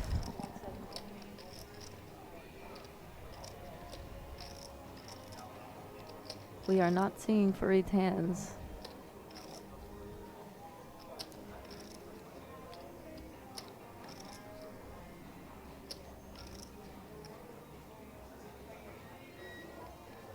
Farid with the ace-3 suited here, and I wouldn't be shocked to see him putting a 3-bet here with, he knows that Ali is still going to be opening kind of wide here with Farid in the small blind compared to when he's on the button in position to him, or in the big blind where he's getting a good price to peel.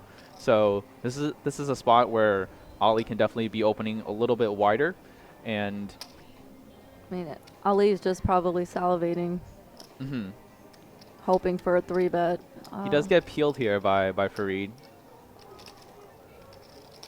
So far you really do see Farid making all the right decisions. He flatted David's under the gun raise when David had the 10s. I think David would have 4-bet shoved with the 10s there. Yeah, and Farid definitely picking his spots here. He knows that Ali's a very capable player. They both played a lot yesterday where they got into a lot of confrontations.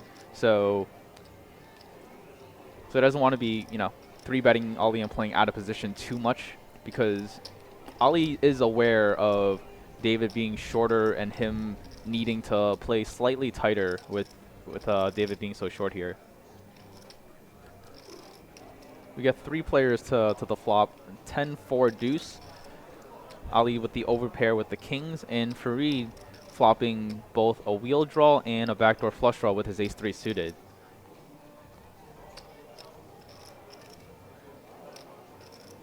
It's pretty awesome that we've seen some pretty connected flops for all the players that are putting money in the middle pre-flop here. Yeah, I mean, it's kind of, and Nick gets lucky to kind of just get out of this flop without flopping a queen or jack. I think that could have been trouble for him. Absolutely. What do you think about Farid's lead here into Ali's raise? It's definitely an interesting play here. I think he can do it at some frequency. Ali's not going to be folding too much of his range here on this 10-4 deuce board. A lot of his, overcards to the 10 won't be folding. Of course, all of his pairs won't be folding. So Farid leading out here doesn't really accomplish too much with the ace-3. And Ali kind of knows that. And I expect him to put in a value raise here on the flop with his kings here. And he does.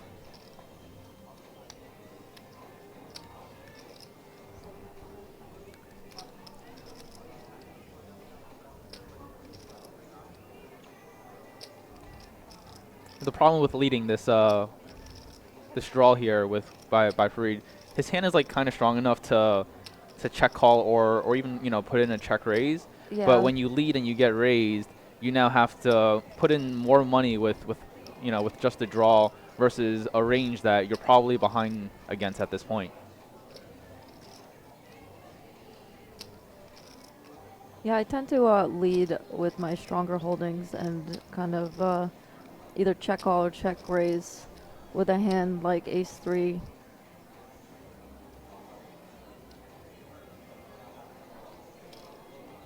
His hand is still strong enough to continue with, especially with how deep they are here. He still has that backdoor flush draw that he can, kind of piggyback off of. And if he turns a 5 here, he does make a wheel. Yeah, 5 would be disaster. It's just, I mean, it's hard for Ali to put him on 5s. I mean, on a wheel, and also he has kings, so. Yeah. Really clean turn card here for Ali. None of the immediate gutters get there. The 8 should be pretty irrelevant for Farid's leading range and then calling this flop with. The only hands that really improve here are if Farid decided to lead a hand like 10-8. But it's not too many combos of that decided to peel the small blind either. Yeah, I would assume that if Farid did have a hand like 10-8 of hearts, he would probably be three betting that from the small blind. Ali's hand definitely strong enough to go for value here on the turn. And it looks like he's cutting out a bet of about 1.2 million here.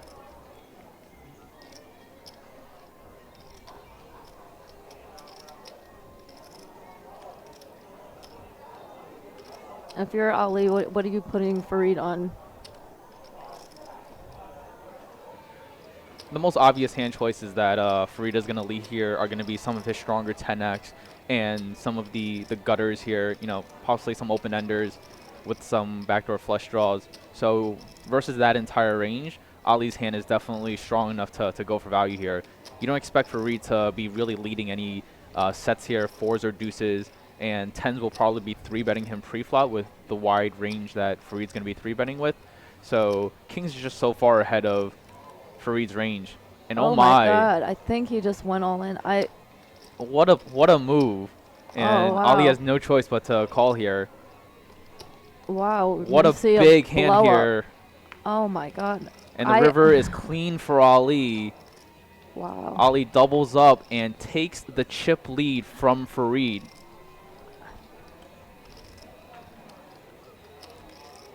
What a move by Farid here against Ali, but unfortunately running into an overpair and not getting there.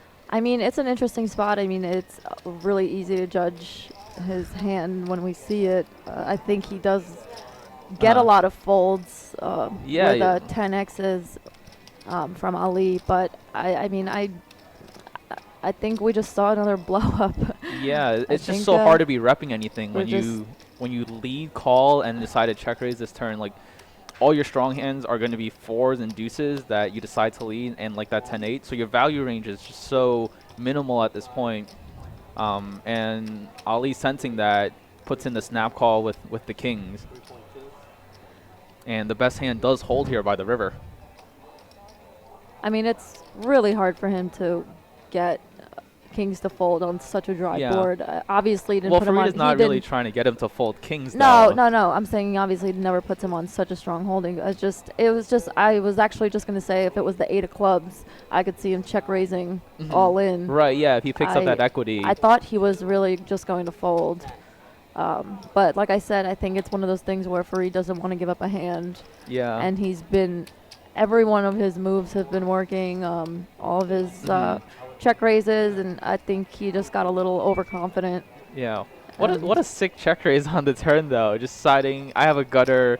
I'm going to try and apply max pressure. Would have been sick if, he didn't run into such a strong holding and he got it through. But unfortunately for him, Ali, did have one. And Ali now takes the chip lead and has over 10 million here at this final table. I mean, honestly, I think a check ship looks a lot bluffier than if he raised like, 2.5x. With the stack sizes how it were, and Ali, basically putting 1 million to a 2 million chip pot there. Farid did check raise for a little less than pot from what the stack sizes seem to be. So yeah, Ali with the full double up there, and getting a bit of deja vu from last time. Yeah, from WPT last year. As you guys see on screen here, Borgata will be hosting its 250,000 guaranteed summer kickoff series. There'll be 4 starting fights starting May 26th to the 28th. Day 2 will be on May 29th. It's a $300 buy-in, 250K guaranteed here at Borgata starting on May 26th. Can I change my pick for who I think is going to win? Farid still has a shot here. He has the chips, and if he's able to get things going again, he can come back really quickly. So I wouldn't count him out just yet. JCap says Anna he's repping 10-8. This is how Farid plays. He doesn't care about money. Once again, I disagree. I don't think that he would be flatting 10-8 suited or not from the small blind. I think he's 3-betting most of his weaker holdings from the small blind. Yeah. So it's really hard for him to rep 10-8. I think if anything, he might be repping a set.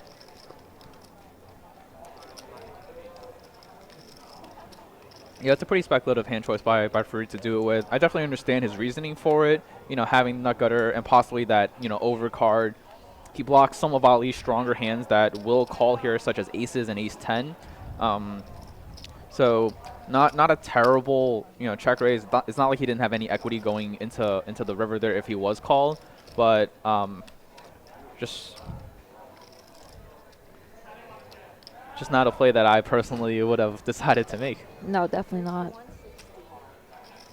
I mean, and as we all see, Ali's the last person you want to give chips to at this table. Yeah, absolutely. Ali now with, I think there are 20 million chips in play, so he now has about half the chips in play here, 5-handed. Yeah, over 10 million chips And if at anyone, 8,000 big blind. Yeah, if anyone knows what to do with the chip lead at a final table, it is Ali.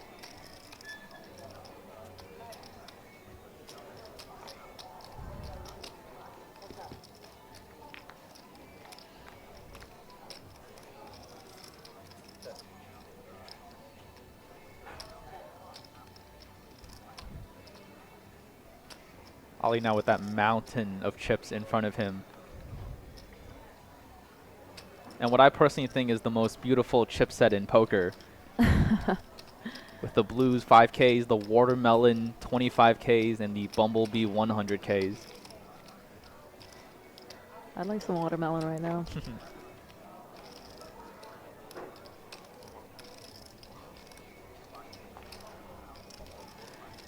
I imagine Farid just kicking himself right now. I mean, yeah, it's pretty disheartening to go it's- from chip lead to short stack here. Yeah, there's not. I mean, I think it's worse, if you get bad beat or if you make a huge mistake. Mm-hmm. If I just lose aces to kings, all in pre, and I get crippled, I think that's a little bit easier to deal with than just punting off my stack. Yeah, it's a little out of your control when you just get into that cooler situation, but it definitely feels a little more terrible when you do bluff it off. Uh, David? David finally found his strong holding. Pocket jacks. It looks like he's going to get this one through here. I don't know. We see Richard Pachoca. Okay.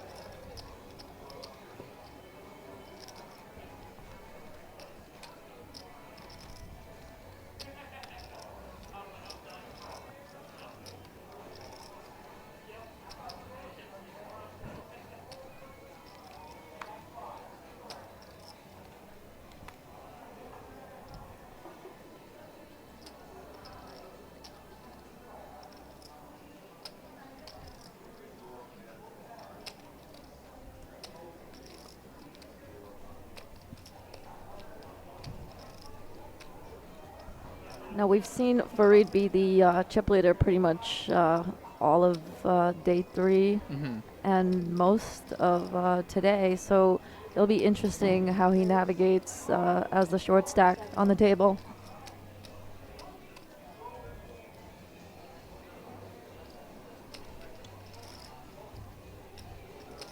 He still has a decent amount of chips here. You know, David is still our short stack. Farid still has over 2 million, over 25 big blinds here. So he definitely needs to be a little bit aware of this page jump coming up. Although, knowing Farid, I'm not sure how much he cares about it. Yeah. I think so much of poker is really mental, and I think when you lose a huge portion of your stack, it's so deflating, and a lot of poker players mentally just give up instead of, getting back in the game. For Farid's, won a bunch of tournaments. He's played a bunch of final tables, and it's not the first time that he's lost a chip lead. So he's been here before. I expect him to still play, fairly aggressive, even with a slightly shorter stack here. No, I agree. I think he's going to know, he's not going to miss any spots to shove. This is going to be an interesting spot with Pachoca raising ace-8 suited and Farid with king-10 off in the small blind.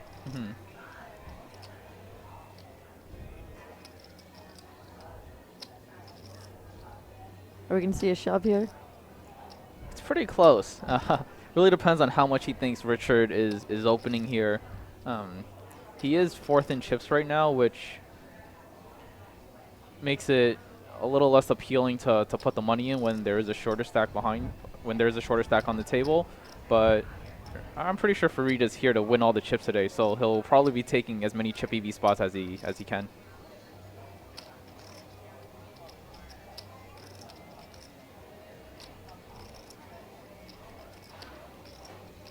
For all those who missed Ali's double up here, he opened kings, Farid flatted the small blind, and Nick flatted the big blind. It came 10-4 deuce, and Farid led into the flop. Got raised by Ali and peeled with his ace-3 suited. Turn brought the 8 of spades. Pretty brick card, not connecting with either player. Farid checks. Ali decided to bet 1 million into about a 2 million chip pot, and Farid check raises all in for 4 million. And of course, Ali made the call and held. That's why he's up to over 10 million now, and Farid is down to about 2 million in chips. Really swinging the stacks, where Ali now has half the chips in play, and the other Richard has about 4 million, a pretty clear second, and Farid and Nicholas tied for 3rd and 4th. Pretty interesting to see Richard check back the ace-8 of spades here on the 4-4-3 board with the nut flush draw. Yeah, I like the check. I mean, he has a strong hand that he's kind of disguising, and if a spade comes, it's really hard to put him on a flush. And also, I mean, there's just so many hands on the turn that you can get Nick to bet. It's hard though. I don't think Nick is going to be bluffing too often versus a check back range here, especially with how the stacks are distributed right now. I don't think Nick's going to be doing anything really crazy for now while he's short stacked. Yeah, he might be the least likely person to get out of line right now. Yeah, I think he's really just playing his cards right now and waiting for a double up.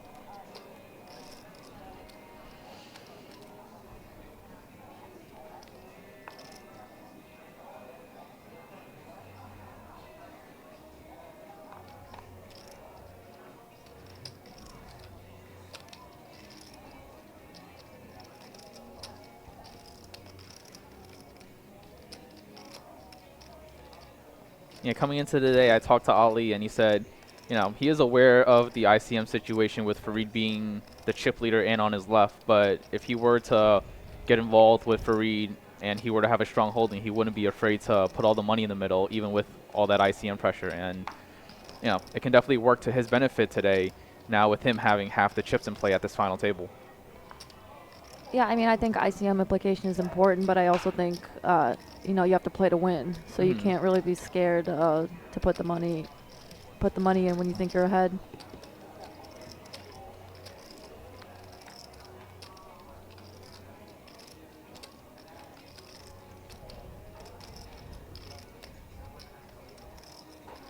We have a raise from Pachoca in the cutoff with King Jack suited. David defends the 10-8 off, which we haven't seen him doing too much. We haven't seen him defend too many big lines. Pachoca flops top pair. I think we're just going to see a bet fold.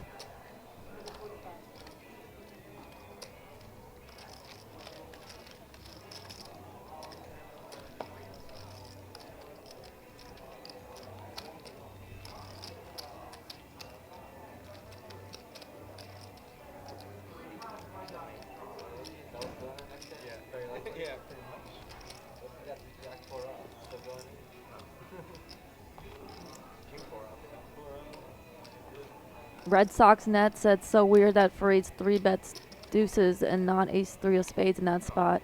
I think there was a little bit of a difference. I think deuces were on the button, and I think the ace-3 suited is a pretty strong hand where he can see a flop. And I think he's just kind of trying to balance out his range. I do think if he did have the 10-8 suited, he would have 3-bet.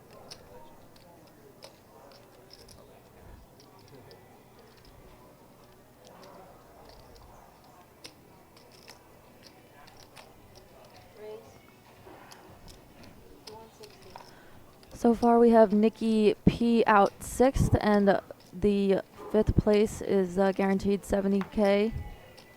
So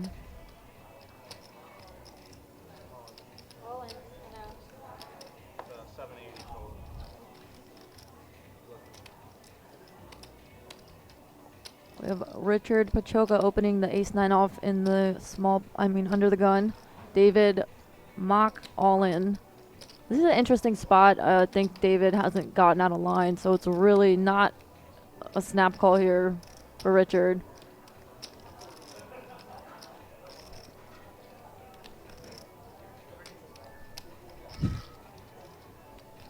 Feel free to join me whenever you want, Ricky. It's interesting to see Richard open the ace-9 off into Ali's big blind here.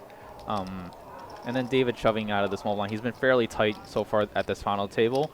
So ace-9 being the bottom of your opening range there under the gun, can definitely see folding.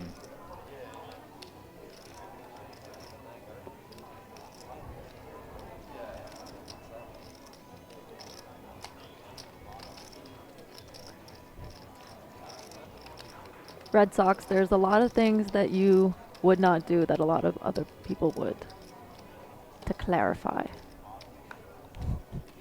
Shout out to our mod Bexel in chat for helping with fixing the commands, kind of doing double duty over here. So thank you so much, Bexel.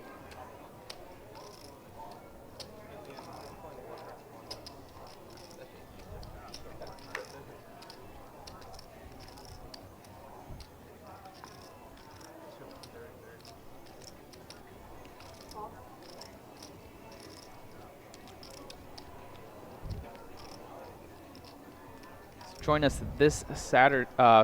This Saturday, May 19th. Join us on May 19th for the $100,000 guaranteed Saturday series here at Borgata. Very popular tournament that always crushes the guarantee here. It's a $400 buy-in on May 19th, and the last couple times that Borgata's had this event, there was over $40,000 for first place. So please come and join us on May 19th for the $100,000 Saturday series.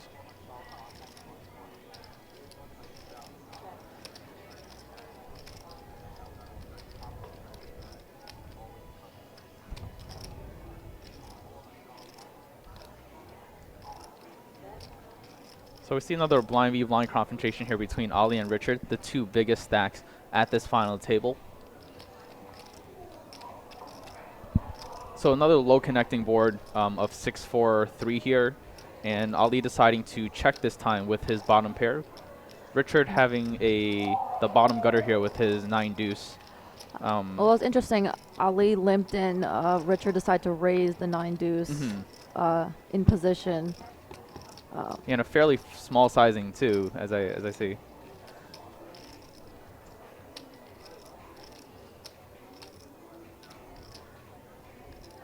Ali rivers 2 pair.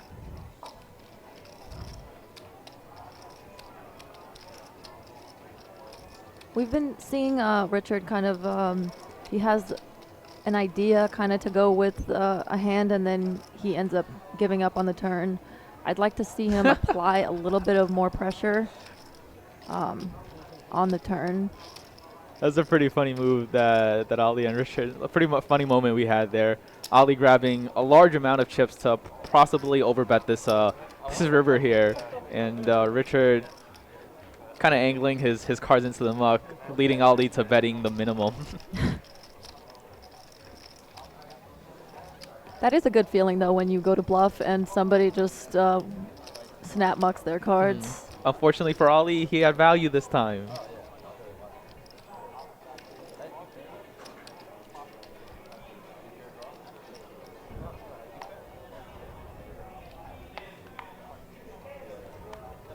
For all those Ali fans in chat, yeah, Ali is way beyond Super Saiyan right now.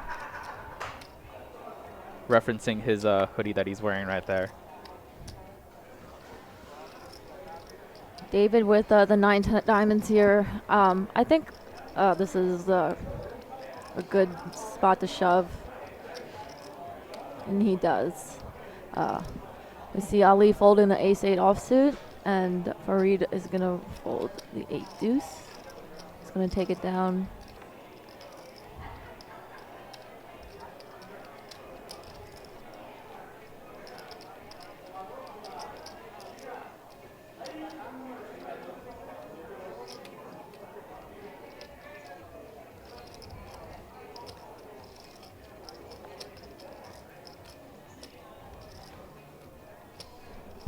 So a couple of promos to tell everyone about. Here live at Borgata, there is a $500 high hand every 15 minutes every Thursday in May from noon to 10 p.m. And online at borgatapoker.com, you can now qualify for your chance to win a share of over $11,000 in monthly prizes by just playing tournaments every single day. And I myself actually qualified for this $2,700 main event online at Borgata for a fraction of the buy-in. So definitely a lot of great tournaments on there for everyone to play if you're here in the state of New Jersey. Doesn't matter where you live, as long as you are in the state of New Jersey, you're allowed to play on Borgata Poker Online.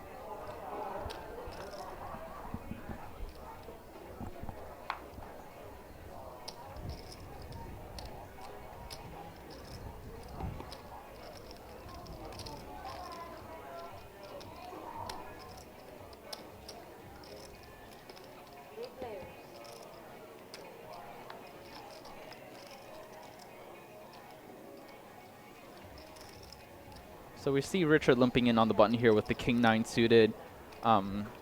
Definitely mixing it up here by Richard. Farid completes the small blind with the Queen-7 off, and Nicholas checking his option with the 8-6.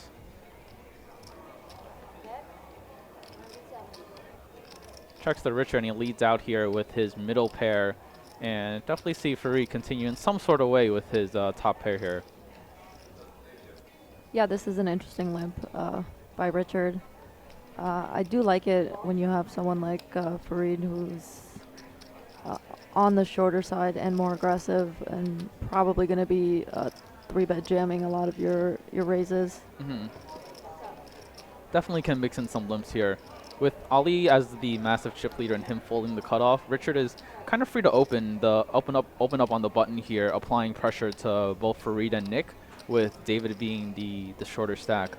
But if he feels that he's going to get 3-bet, possibly jammed on by Farid a lot, then limping a hand such as King 9, where you don't want to raise call, but you still want to be able to play post, is one of those options. You see a check back by Pachoca on the turn, which I like.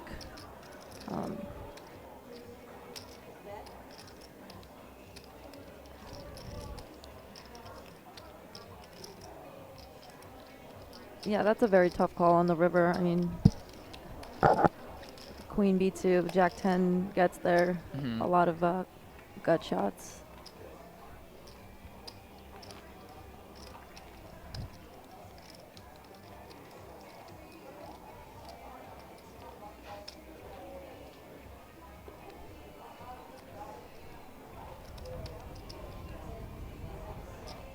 So yeah, going forward here, I definitely expect Ali to be opening up a lot of hands, more so than he was doing already. Everyone is pretty handcuffed at this point with him having such a massive chip lead. I don't expect him to do anything super outrageous like Farid had done, but he's definitely going to be trying to apply max pressure here.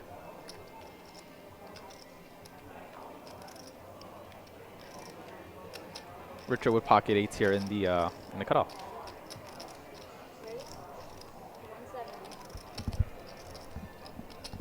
If you guys have any questions, feel free to talk with us in Twitch chat, on Facebook Live, and on Twitter using the hashtag BorgataPokerLive.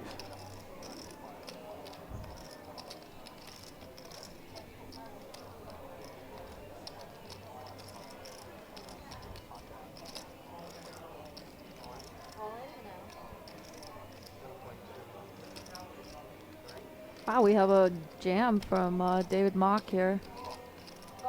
I think it's a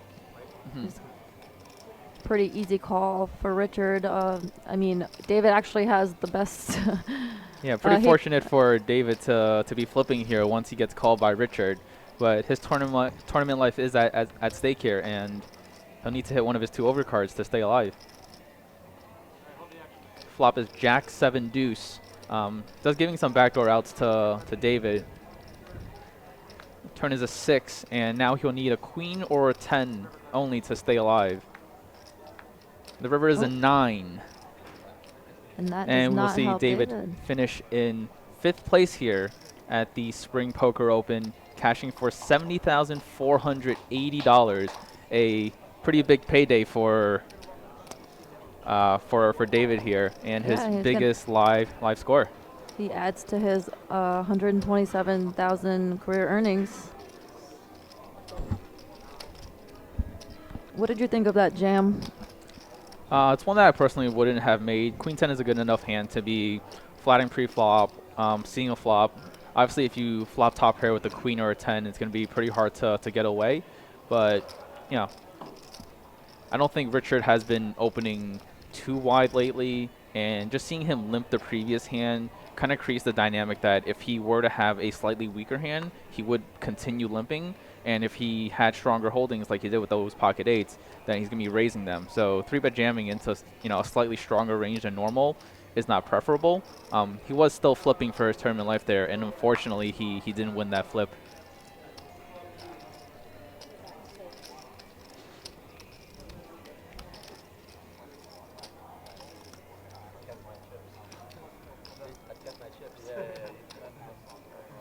I think with David's exit, now Farid is going to be last in chips.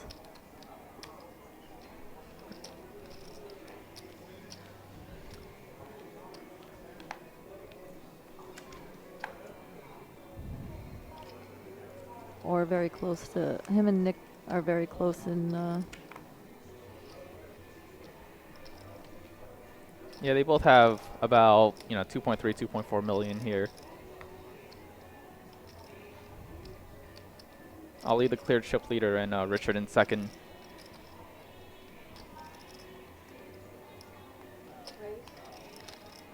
And with two shorter stacks behind Richard, we do expect Ali to be raising some of his holdings here to apply max pressure on Richard. And he gets this one through. I'm surprised. I mean, 7-8 off blind versus blind in position. Yeah, it's typically a hand you would peel. There is slight ICM, and Ali did make it over 3x, so a slightly bigger sizing than what Richard normally might see there. So kind of de-incentivizing him to peel such hands.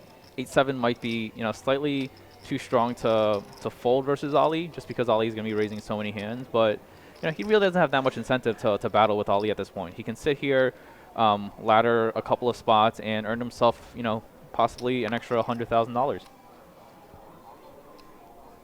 Yeah, I agree. I just think we haven't seen him shy away from playing pots. So it was just a little bit surprising to see him fold there in position. Mm-hmm.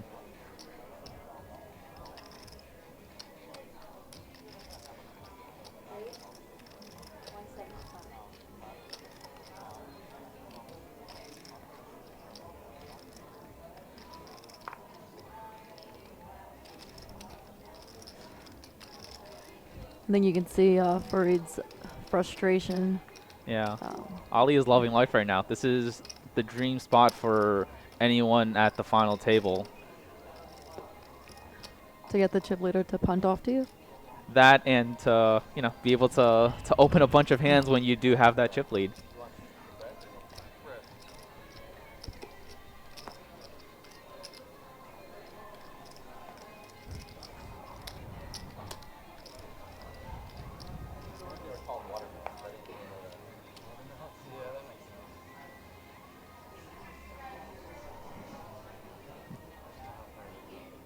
Ali is originally from Vancouver, Washington, over on the West Coast. He travels the world now to play a bunch of live tournaments. He's been, here in New Jersey a bit recently. Played in the winter WPT here at Borgata, and was here for a couple of events of the Spring Open.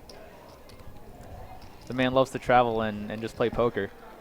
And recently moved in with you? Yeah, we did get a house here in New Jersey together. Us and a bunch of our poker friends. So I'm sure that's a fun time. yeah, just to get a little closer to Borgata. Borgata's always been, kind of like my home casinos where I play tournaments, 5 times a year with the 5 big tournament series going on at least 5 times a year. So just want to be a little closer to Borgata and be able to play here more often.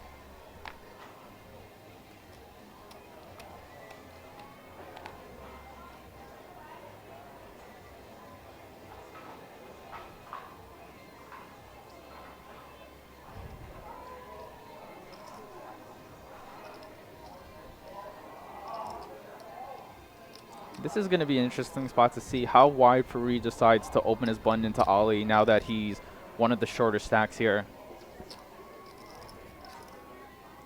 Because whatever he does, Ali can apply a lot of pressure to him.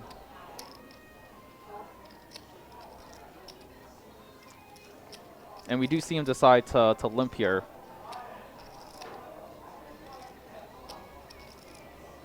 That is interesting since we haven't seen a limp from... Mm-hmm. I think things have changed a little now that he's gone from the chip leader to one of the shorter stacks. And this is a trend that we're seeing more and more these days with players comfortable playing post-flop in an ICM situation, not wanting to get denied off all their equity. So definitely bringing the limp back here. And for about 25 big blinds effective, Ali shoves his ace-3. Now, do you think you see Farid doing this with his stronger holdings, like pocket nines? Yeah, he definitely should, especially with Ali going to be applying, a lot of pressure. He can definitely still split his range where he can be limping some hands and be opening some hands. It really depends on how he thinks Ali will be reacting in the big blind. So we'll see. Ali definitely showed him how to play ace-3 properly.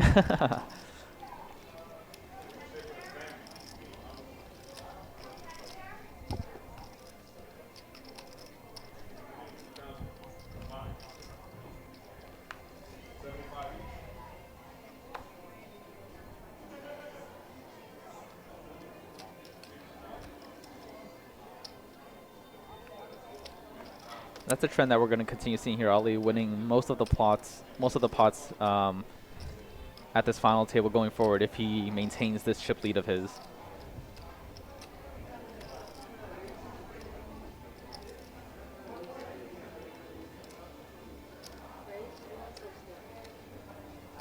An So- interesting raise here by Nick.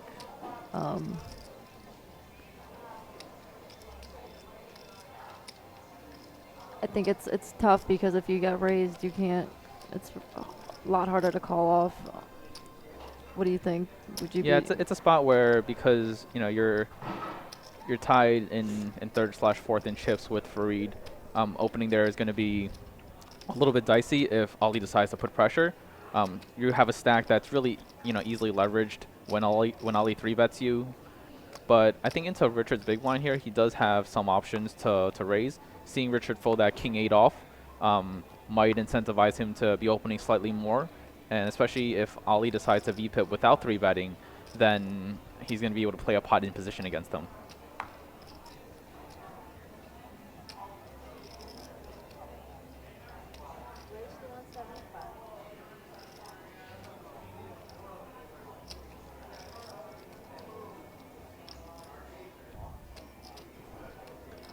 Ali opening the 10-9 off here on the button, and Farid with about 26, 27 big blinds here.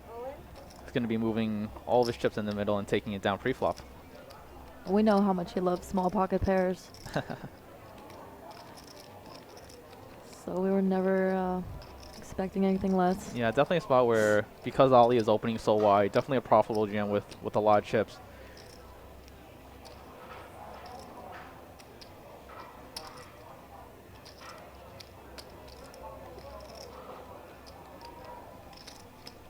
We got Baltimore Poker. Cam is the man in chat saying you guys are doing a great job in the booth.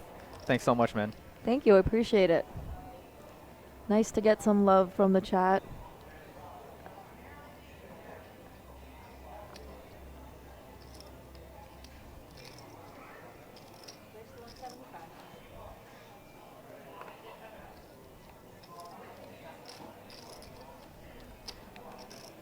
And Ali is just running the table for now. Yeah, when you The know roles have obviously switched. when you know you're gonna be opening a lot of hands and you look down at a hand like ace-9 suited, it's kind of like Christmas right there when you have such a good holding.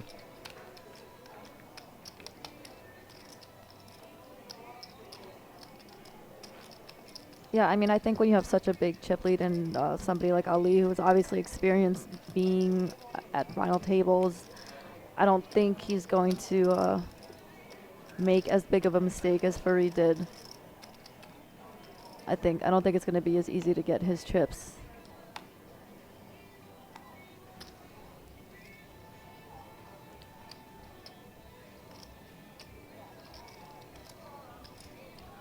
Farid with ace-6 suited on the button. He's now chipped up a little bit to approximately 30 big blinds. So we'll see. We did see him limp earlier and kind of get attacked by Ali with when he had the Jack-10 offsuit. So we'll see how he decides to mix his strategy here on the button with holdings such as suited aces. Looks like he's going to continue that strategy of just limping and not really get blown off his equity. Nicholas folding the 8-6 off, and Ali has a king-10 offsuit here. So we'll see these two go to battle once again. Yeah, I definitely like Farid mixing it up. Another flop that connects with both players here. Farid flopping the nut flush draw with the ace-6 suited, and Ali flopping top pair, gutter, and we're gonna see some chips go into the middle here as well.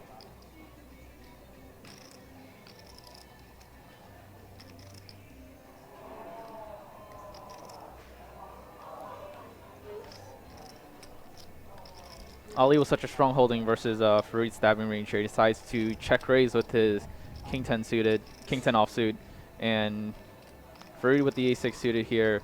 Can do a couple of different things. You know, nut flush draw definitely very strong, but 3-betting here, hard to see a sizing that doesn't commit himself, and you know, peeling is definitely an option here as well, and play some turns and rivers.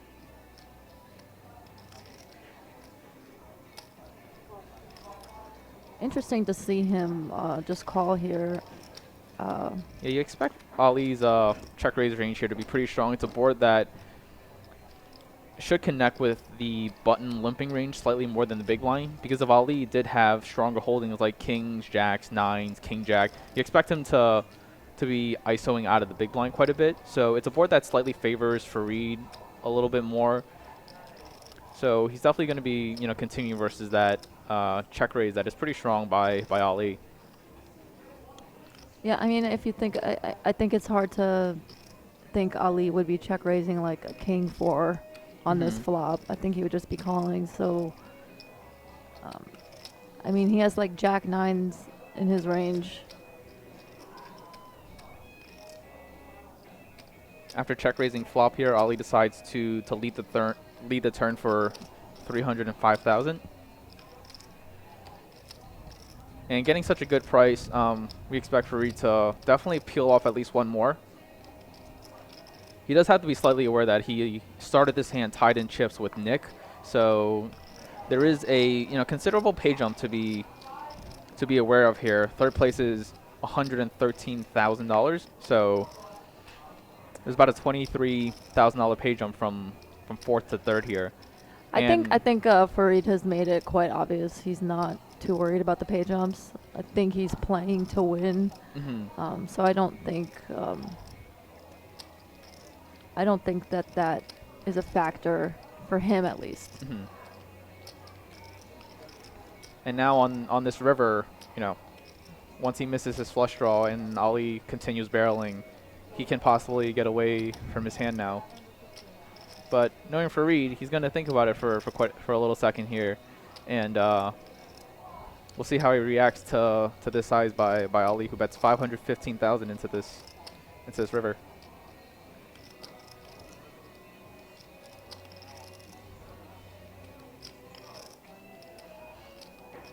I mean, I just think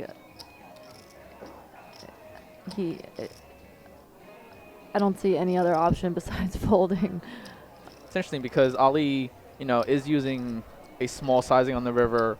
I know Ali definitely splits his range here, where he has both this sizing and a bigger sizing, which probably would be all in at this point, looking at the stack to pot ratio. So Farid is definitely questioning this sizing a little bit, trying to determine what hands Ali has in his range here. And I just don't think that, I mean, I don't know what.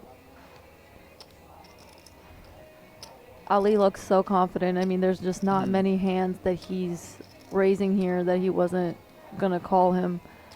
I don't think a bluff shove would work here. Ali is the chip leader here at this final table right now, so he does have a lot of incentive to put on pressure, especially against the other players here. So when he check raises and then bets pretty small on both the turn and the river, it's definitely raises some eyebrows for Farid, and maybe he wants to attack such sizing, thinking Ali might be slightly imbalanced towards having weaker hands here. Although I think he's giving off slightly too many live tells to be raising in this spot, so really hard. If he's thinking about calling with ace high, it's just. It wouldn't be the first time that he's done it at this final table, where he's made a speculative call with ace high on the river. It's such a dry board. I mean, such a wet board for him to. I mean, there's just even if Ali is bluffing with a 9 and a missed flush draw, like he doesn't really beat anything. Yeah, and you're blocking some of the more obvious bluffs that Ali would have here, such as those flush draws. So having those reverse blockers definitely de-incentivizes you from calling with a hand such as this. You're gonna have straights in your range, king X, jack X, stuff that blocks a bunch of Ali's value range as well. So calling this ace high here would be very, very speculative.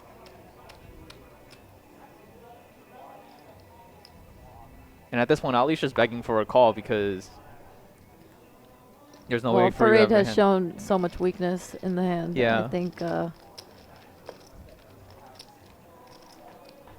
unlucky run out. I mean, now that he's short and he's not really flopping too many hands, it's kind of interesting to see how the tides have turned. Mm-hmm.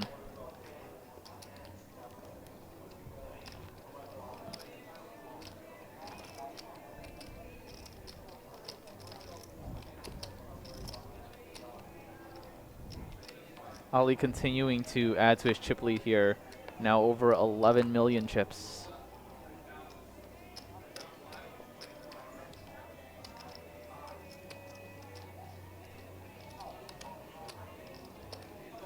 Yeah, and I mean, I think that's like, I mean, he's in such a good spot. The only other person that has just as much experience as him at final tables is the shortest stack at the table.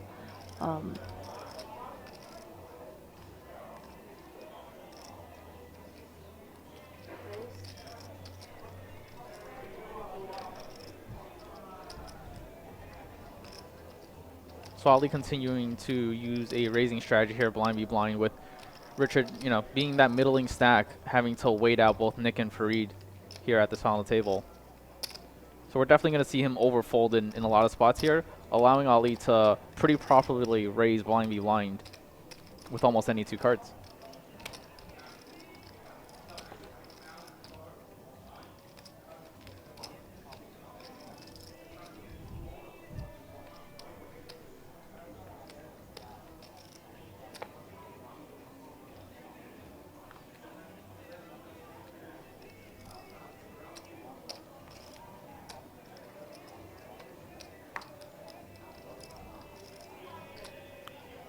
So now with Farid losing that pot to Ali, he it's a little more separated with Nick here, and pretty clearly in last place now. Ali opening the button with his queen six, like you do. Pretty sure he would be opening a very wide range of hands here. Richard flatting the small blind, and Farid waking up with a real hand. What a great spot for Farid here. It'd be interesting to see what Pachoca does. Mm-hmm. It's ace-10 is a pretty strong holding. It is for a lot of big blinds, Four-handed. though. Yeah. Four-handed is, you know, and I think his hand is so disguised. Mm-hmm. It's definitely a close decision here for Richard. I personally wouldn't be making the call here for over 20 bigs. Yes, it's Farid, but you're still committing a large portion of your stack here, and doubling Farid isn't the most comfortable thing to do at this final table with him being on your left. And if he does double here through Richard, both of them are going to be tied for second in chips. So Richard has a lot of incentive to just wait for the pay jump, but he does decide to make the call here, and Farid is a pretty big favorite here to Yeah, Farid is probably happy to see that hand call him. Absolutely. I agree with you. I don't think that I don't think this is a call, but I don't think it's an easy fold either. Mm-hmm. I think we've seen Farid be aggressive, but he also has not shown down any bad hands. So I think sometimes we mix those two up, where we think someone's aggressive, and sometimes they're just getting cards and getting hit with the deck. Richard now turns the... well, they both turn a gut shot and so now the they hard kind of draw. just flip outs here. Farid with a double up. Farid doubles up here, ace-king versus ace-10. And now they're both essentially tied for second in chips. This is not what Ali wants to see. Well, actually, Ali is actually, you know, probably okay with this now that both stacks have evened out. There's no clear second place in chips anymore, and they're all now incentivized to ladder. Both Farid and Richard are both handcuffed now, with Nick being the shorter stack here. So Ali would actually be able to apply more pressure than he originally would. Richard wasn't going to get too involved, you know, anyways. If Ali had opened. I just think that Ali wants to go three-way with Richard and Nick and not Farid. I don't think that I think he would have liked to see someone take him out, or if not himself, you know. So Yeah. I mean, Having I Farid don't think definitely adds some variance to yeah, to this I on mean, the I table don't for think him. seeing I don't think anybody wants to see Farid double up at the table. I think a lot of people, you know, say I saw people in the chat saying he's a fish, but I mean, consistency is really key, and I think he always gets himself in these spots, and that's what's important. And he's definitely not afraid to put the chips in. You know, sometimes he has quads, and sometimes he has an ace 3 high. So I mean, he's not easy to play against, and those are the most difficult people to have at your table.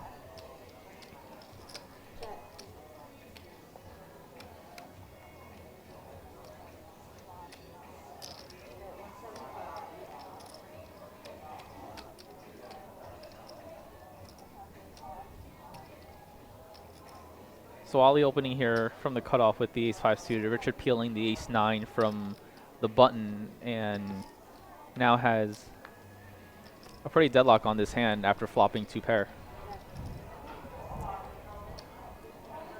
I like Ali checking twice. I think Ali definitely thinks he has the best of it. It's hard. I mean, when you Ooh, Ali didn't shows even- the ace and folds. Pretty nice laydown by Wow. Ali there, sensing that Richard was going to be very strong. And I'll leave everything in the rack, so if Ali, you'll be able I think this is the first time we've seen any cards shown at the table. Maybe it's because they're going on break. Just decide to be friendly.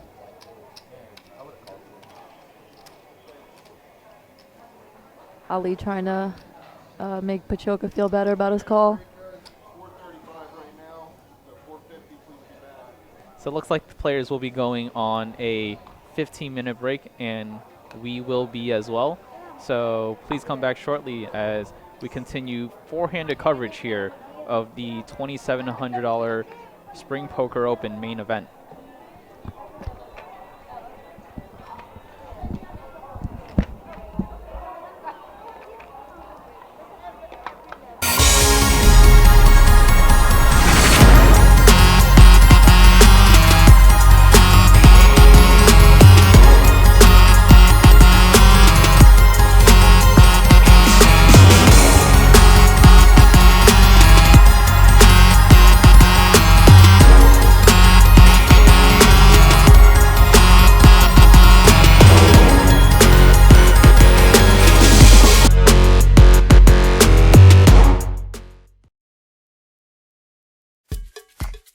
Stretching your hammies and splitting aces. Now that's a win. Toasting the perfect marshmallow and turning up 5 cherries. Now that's a win. Waiting for a nibble and setting a trap with pocket kings. Now that's a win. Do what you love and get the thrill of Borgata anytime and anywhere in New Jersey. Play online, poker, slots, blackjack, real money. TheBorgata.com. Now that's a win. Get $20 to play when you sign up now.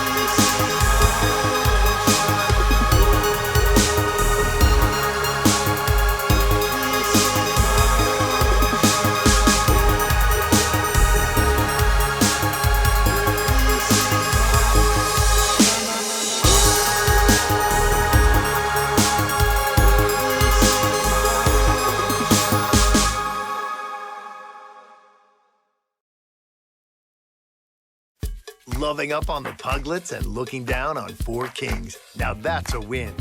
Showing off your soft top and shoving in on a straight flush. Now that's a win.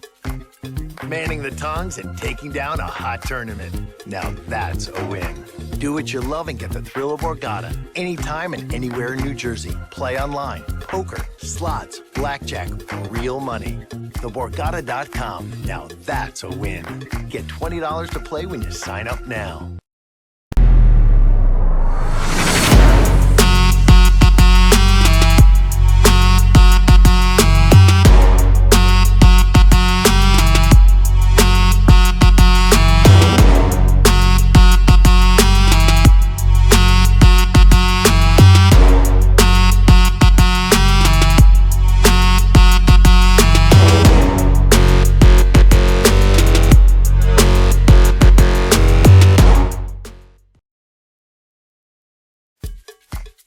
Stretching your hammies and splitting aces. Now that's a win. Toasting the perfect marshmallow and turning up 5 cherries. Now that's a win. Waiting for a nibble and setting a trap with pocket kings. Now that's a win. Do what you love and get the thrill of Borgata anytime and anywhere in New Jersey. Play online, poker, slots, blackjack, real money. TheBorgata.com. Now that's a win. Get $20 to play when you sign up now.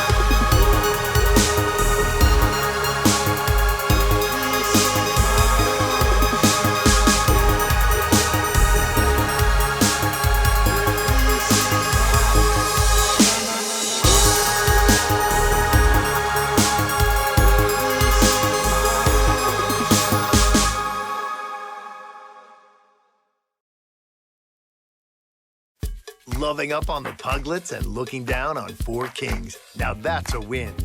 Showing off your soft top and shoving in on a straight flush. Now that's a win. Manning the tongs and taking down a hot tournament. Now that's a win. Do what you love and get the thrill of Borgata anytime and anywhere in New Jersey. Play online, poker, slots, blackjack, real money. TheBorgata.com. Now that's a win. Get $20 to play when you sign up now.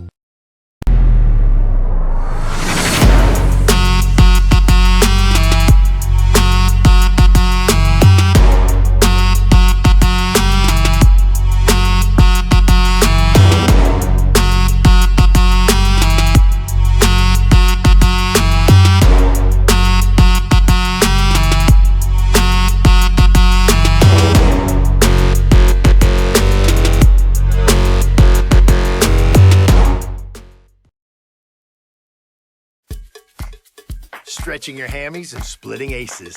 Now that's a win. Toasting the perfect marshmallow and turning up 5 cherries. Now that's a win. Waiting for a nibble and setting a trap with pocket kings. Now that's a win.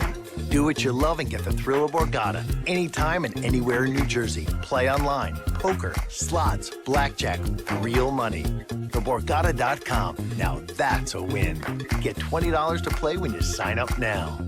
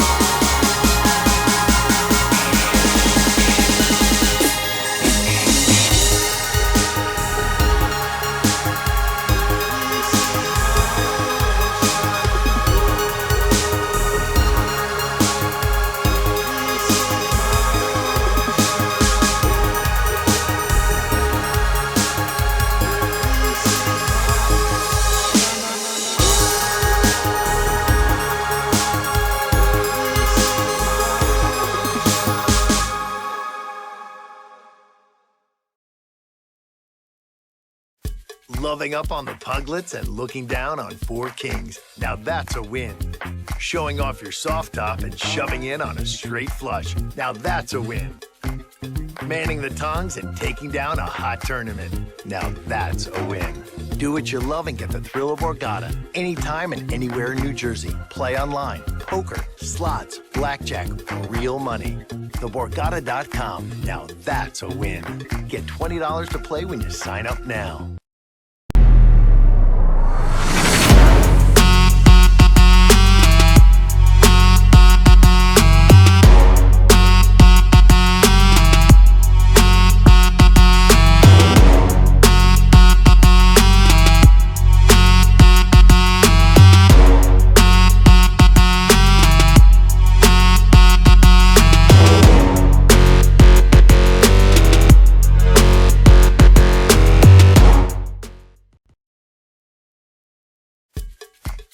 Stretching your hammies and splitting aces. Now that's a win. Toasting the perfect marshmallow and turning up 5 cherries. Now that's a win. Waiting for a nibble and setting a trap with pocket kings. Now that's a win. Do what you love and get the thrill of Borgata. Anytime and anywhere in New Jersey. Play online, poker, slots, blackjack, real money. TheBorgata.com. Now that's a win. Get $20 to play when you sign up now.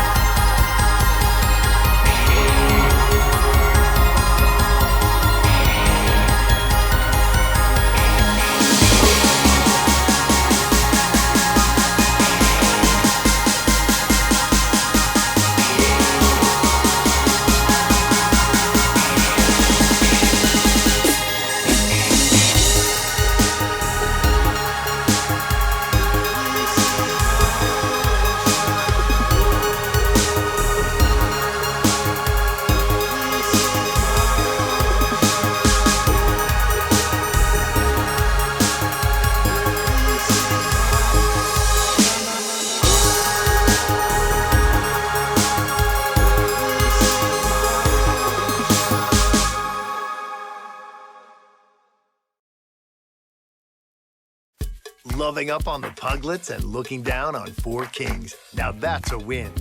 Showing off your soft top and shoving in on a straight flush. Now that's a win. Manning the tongs and taking down a hot tournament. Now that's a win.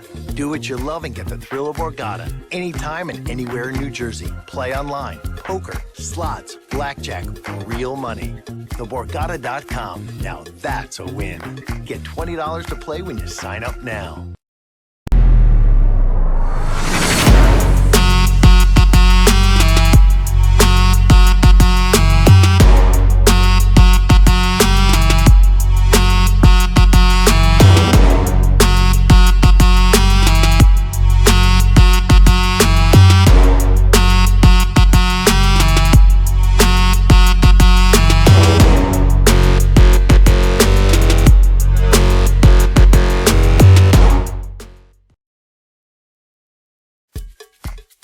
Stretching your hammies and splitting aces. Now that's a win. Toasting the perfect marshmallow and turning up 5 cherries. Now that's a win. Waiting for a nibble and setting a trap with pocket kings. Now that's a win. Do what you love and get the thrill of Borgata. Anytime and anywhere in New Jersey. Play online, poker, slots, blackjack, real money. TheBorgata.com. Now that's a win. Get $20 to play when you sign up now.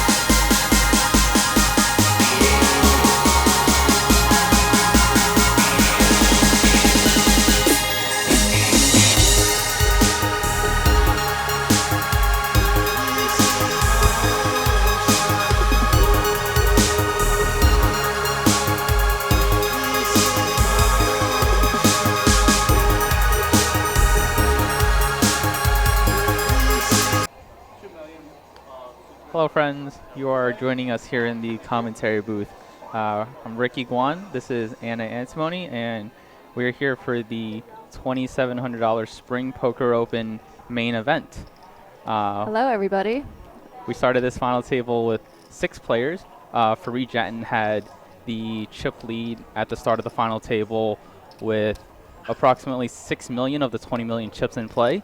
And we are now down to 4, and a big shift in stack sizes with Ali Imsirovic now with the overwhelming chip lead with over 12 million of the 20 million in play. Yeah, it's been interesting to see the switch here of roles between Ali and Farid. Farid's kind of on the bottom now, and it's he just doubled up before break against the ace-10 of Pachoca, which we said, I mean, I think that call there can go either way. I don't think that's a bad call against Farid's range. I think he could also be flipping with him a lot there. So, yeah, it was kind of just unfortunate that Farid woke up with a hand. Yeah, and a lot of interesting hands so far here at this final table. All 4 players are now guaranteed $89,988, with first prize being $313,386. So a lot of money still to play for here, and a lot of big hands have happened so far. You know, some coolers, but the main one to talk about is where Ali got the chip lead from Farid with that king's hand. Yeah, that was an interesting spot. A lot of people would tend to say that he punted off his stack there. So yeah, in that hand, Ali opened the cutoff with kings. Farid flatted the small blind with ace-3 suited, and Nick came along in the big blind. So on a flop of 10-4 deuce, Farid decided to lead, and Nick got out of the way. Ali raised with his kings on the 10-4 deuce board. Farid peeled with his ace-3, his wheel draw, and both players saw a turn of the 8 of spades. And you would think it's a brick turn, not too much more money is going to go in, but after Farid checks to Ali, Ali bets 1 million to a pot of 2 million. Farid check shoves for 4 million chips, all in, and Ali, with his strong holding, deciding to call and holding and taking over the massive chip lead from Farid, and has been pretty in control of this final table ever since. All right, and we're back off break. 4 players left playing for 313,000. Last place, 4th place is guaranteed 89K right now. And this final table, this start with 6 players.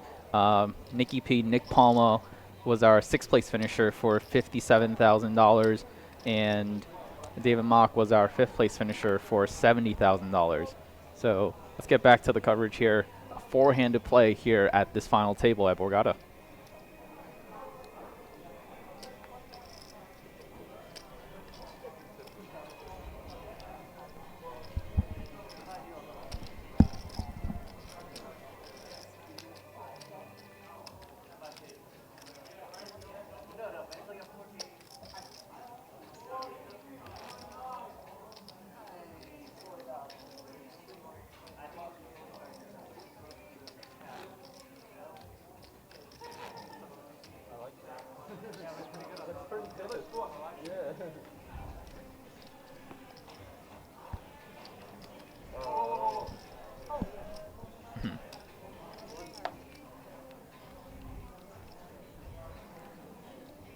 Guys, I'm not depressed. This is just my regular voice all the time.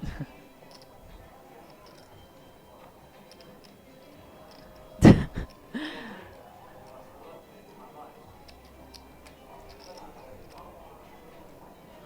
yeah, this is hand number 55 of our final table here. We started with 6 players, down to 4 now. Ali with the massive chip lead. Farid and Richard here both tied for second in chips with about 3 million. And Nicholas, our clear short stack here, with about 1.875 million.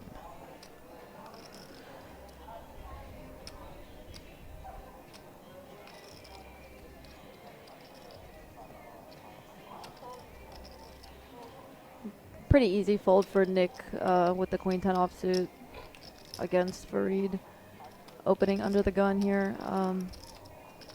I think Nick has been pretty solid, and he's just kind of he's not going to get out of line with any moderate holdings. We'll get a shout out to De La Cruz.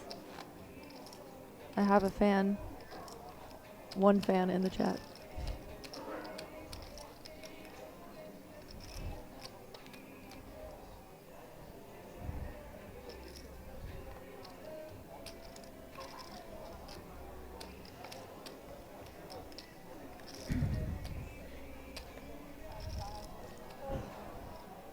So we are now live on Twitch and on Facebook Live. Feel free to be a part of chat and feel free to ask us questions. We'll be answering your questions both in chat and if you tweet at Borgata Poker using the hashtag Borgata Poker Live.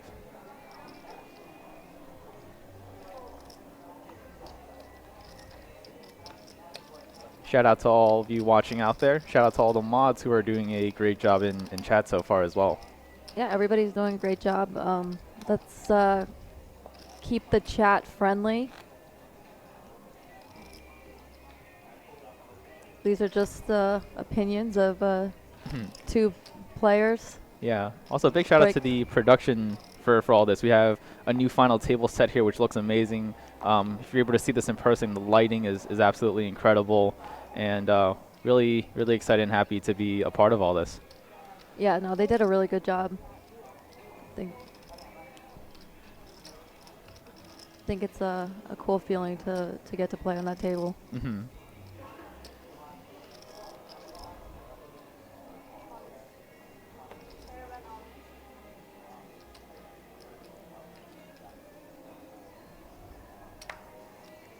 So blinds are now 50,000, 100,000 with a 100,000 big blind ante.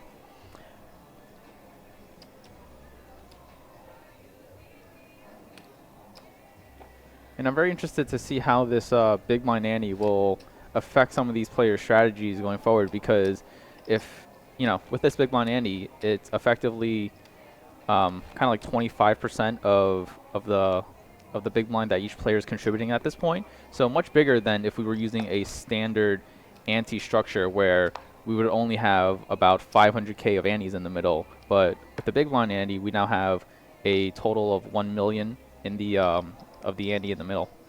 Yeah, I've heard a lot of poker players talking about this and debating whether or not you're supposed to defend a wider range from the big blind.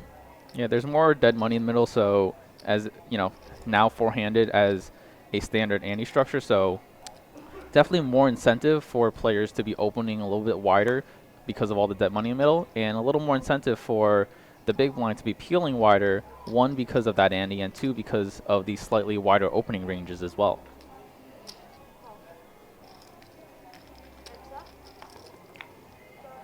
Pachoca raising ace-5 offsuit under the gun. Ali defending ace-7 suited, flopping top-bottom.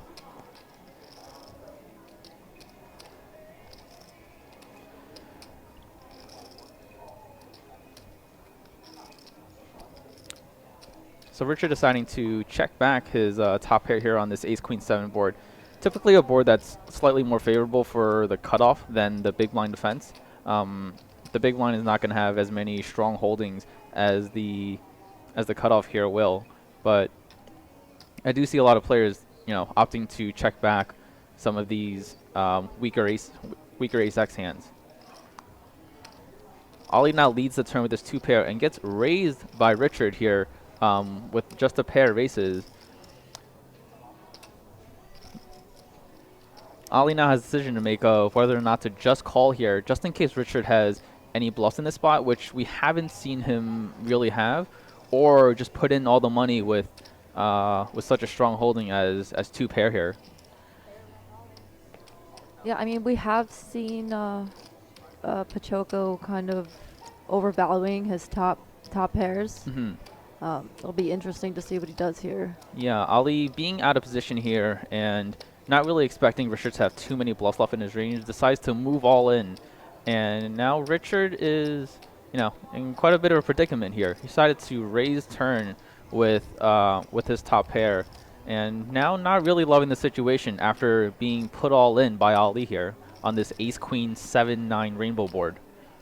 Yeah, I mean, it's hard to give Ali any kind of turned draws, you know, so I think it's a little bit of an easier fold. It's a pretty dry board. I mean, typically when players check back, you know, their top pairs on this ace-queen 7 board, they're looking to navigate to showdown. But Richard opting to call here and now is drawing to basically a chop for his tournament life. He now needs a queen or a 9 to survive and to chop this pot. And if not, he will be our 4th place finisher here. Okay, let's see the river card, please. And the river is a 10. And we will now lose Richard, who finishes in 4th place here for $89,988. Yeah, I mean, it's tough. I think this is his first time on a stage like this. And I definitely think the pressure of, you know, being live streamed and playing with aggressive players for such a big amount of money, I think maybe got to him. I think you could see the lack of experience on his end. Yeah, definitely. Richard did come in with the strategy today to put in a lot of money with, you know, a lot of his top pair holdings, and that had served him, you know, pretty well so far. Ran pretty well at this final table to ladder, get to 4th place, but kind of just ran into it there with Ali flopping 2 pair versus his top pair, and Ali now adds to his overwhelming chip lead, 3-handed now here at this final table. Yeah, I mean, we haven't seen Ali get out of line at all. So I think that was a pretty easy fold for Richard.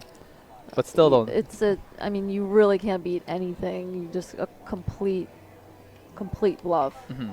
Nonetheless, what an amazing result for Richard. Now coming in with only about $2,400 on his Hendon.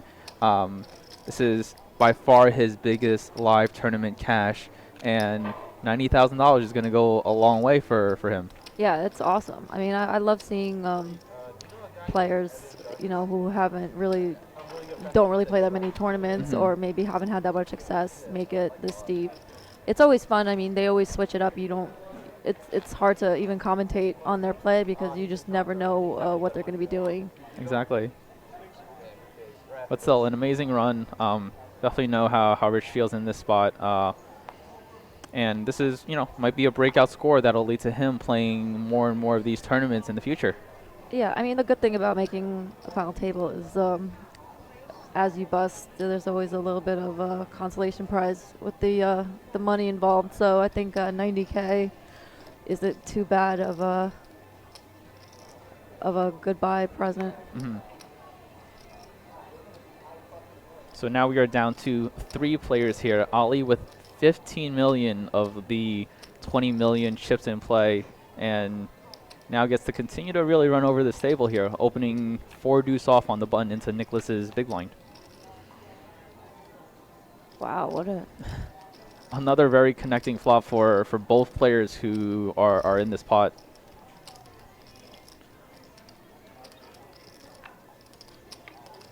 wow, what an interesting check back here by Ali. I think there's so many turns also that are bad for his hand. Yeah. Ali does have, you know, pretty weak pre-flop holding, but, you know, on this flop, it's not one that's going to be typically connected with the button range as much as, you know, let's say the big blind range here. Does opt to check and turns trips when Nicholas has top pair and a straight flush draw.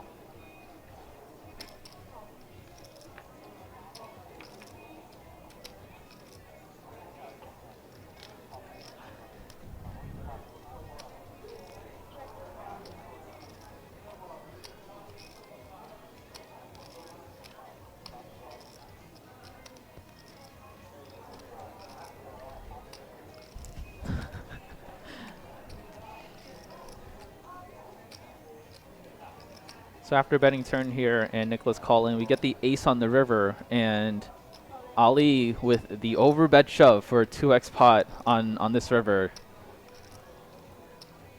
And I personally am a huge fan of this play right here. Not just because we see a deuce in his hand, but because the ace is such a great card for Ollie's range. Nicholas shouldn't have many ace X's left in his big blind calling range as they're going to be defending pre. So Ollie's just going to be so polar in this spot.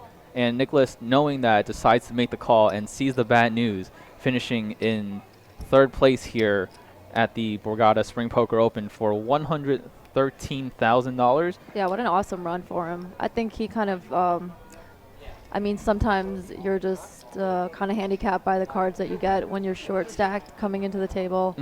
I would have loved to see him, you know, play if he had a little bit more chips. He's a really, really solid cash player here Absolutely. at Borgata. So now we got heads up with, it's actually funny because the two people that me and you both said that was gonna make it. So it'll be interesting to see. Hey everyone. I think we're on camera, Yeah. so I don't know. Welcome back to the commentary booth. We are now heads up here at the Borgata Spring Poker Open main event final table. Both players have locked up $176,201 and will now be playing heads up for that first place prize of $313,386. So really quickly down to heads up here, Anna, and the two biggest stacks coming into this final table are now here heads up. Yeah, I mean, they're both playing for the biggest score for any of them up to date. Farid has over 2.5 million in cashes. Ali has over 400K in cashes and just had his recent biggest live score at the PokerStars Caribbean Adventure in January for 160K. So he's just crushing right now. I think he's feeling good, and it'll be interesting because I don't think Farid is gonna, you know, Farid's not a face-up player. He's gonna fight for every pot as he's shown us. So it'll be very interesting to see what happens if Farid can find a double here. Exactly, and yeah, coming into this final table, I think this is the heads-up matchup that the Poker World wanted to see. The two most aggressive players at the table, the two most accomplished players so far at this final table, and now we get to see them battle it out for $313,000.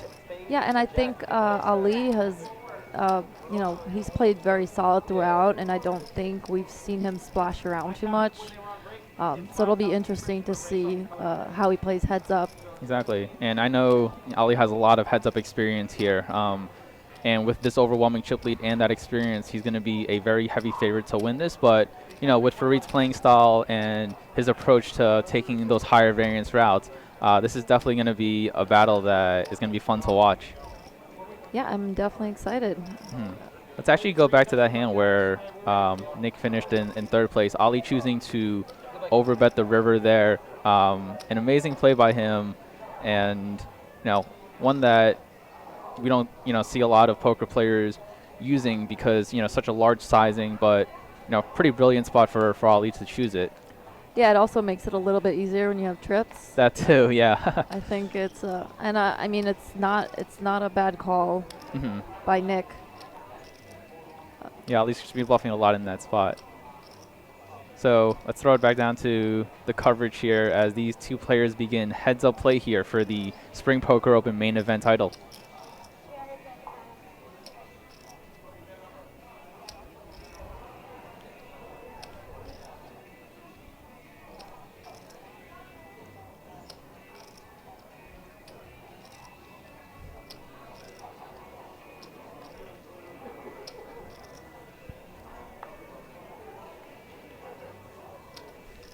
So we see Farid, you know, applying a limping strategy to start heads up here with about 30 big blinds, and Ali immediately attacking that limp.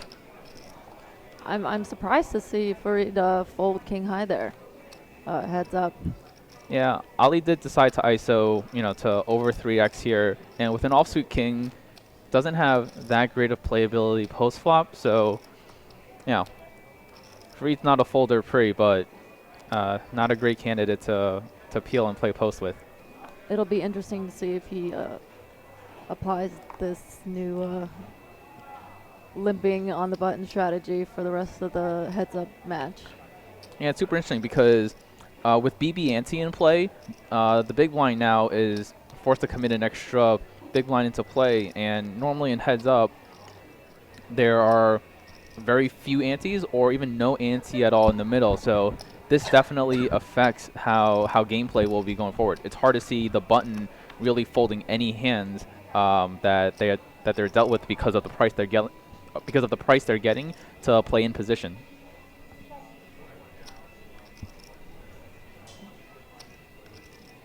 Ali opens the king 8 here, and Farid defends with the 10-6 of clubs.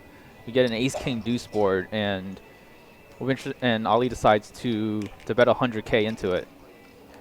It's a board that's very favorable for the pre-flop opener here on the button, as Farid will be 3-betting a bunch of his strong ace-x and king-x hands. So definitely a board that connects more with Ali's pre-flop range.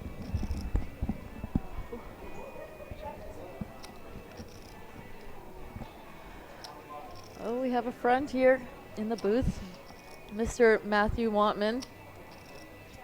He busted 12th? 12th? 12th place he got. He took, he was in retirement. He was in retirement for a little bit. He will be joining us shortly for a little bit.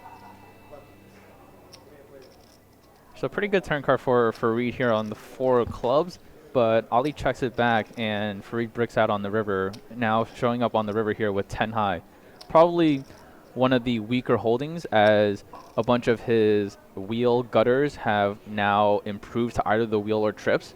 So this is definitely the weakest part of his range here and needing to bluff it. Ali with the decision on his hand now after checking back the king versus the overbetter Farid here on the river.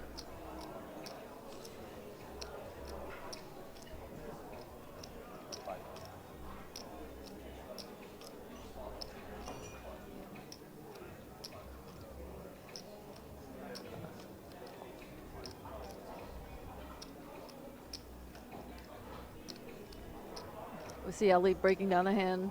Mm-hmm.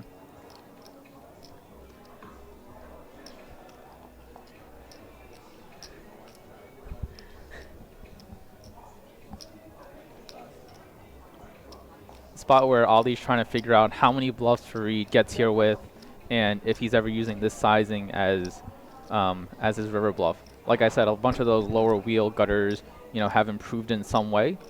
So Farid would have to be floating a hand like this and getting to the river to be bluffing with for Ali to be good. I'm sure he's going to see that in stream, on this 30-minute delay, if this heads up lasts that long, to use that information really well. Wow, that's a very surprising fold there. I really thought that was a pretty easy check call spot in Ali's. I mean, it's always different when you're in the hand, but I thought he was, checking to call pretty much any of Farid's bets. Yeah, it's really tough when the 4 hits the river, though, just because, like I said, a bunch of those bluffs now do improve, and Farid might not even bluff some of those queen-high Broadway gutters that he gets to the river with. So it's really hard to see him bluff in that spot, and unfortunately Ali making that incorrect fold, but great bluff by Farid, knowing that he is at the bottom of the range there by the river and needing to bluff that hand.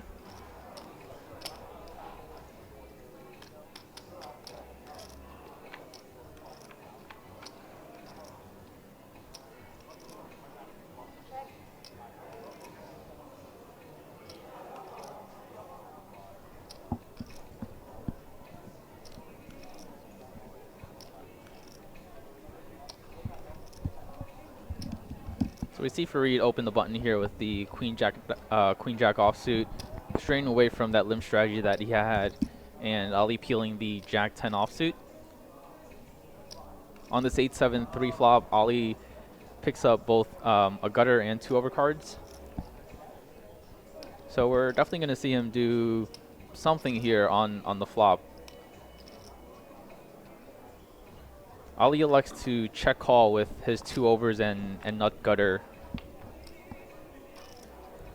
Very interesting 7 on the turn here. We might see Ali do some sort of leading, especially with, you know, a good part of his range on this turn card, as Farid might check back a lot of his 7x and 3x. So Yeah, I mean, this is a really interesting card. that is the option that Ali decides to do. And with the sizing that he's choosing here, Ali is saying that he's going to be leading a large portion of his range here. One, if he does have an 8, a 7, or a 3 to deny equity versus a bunch of Farid's holdings, and 2, to get value when he does have strong hands. So definitely like to, you know, really awesome to see him mix in this Jack-10 offsuit as part of his leading range on this turn card.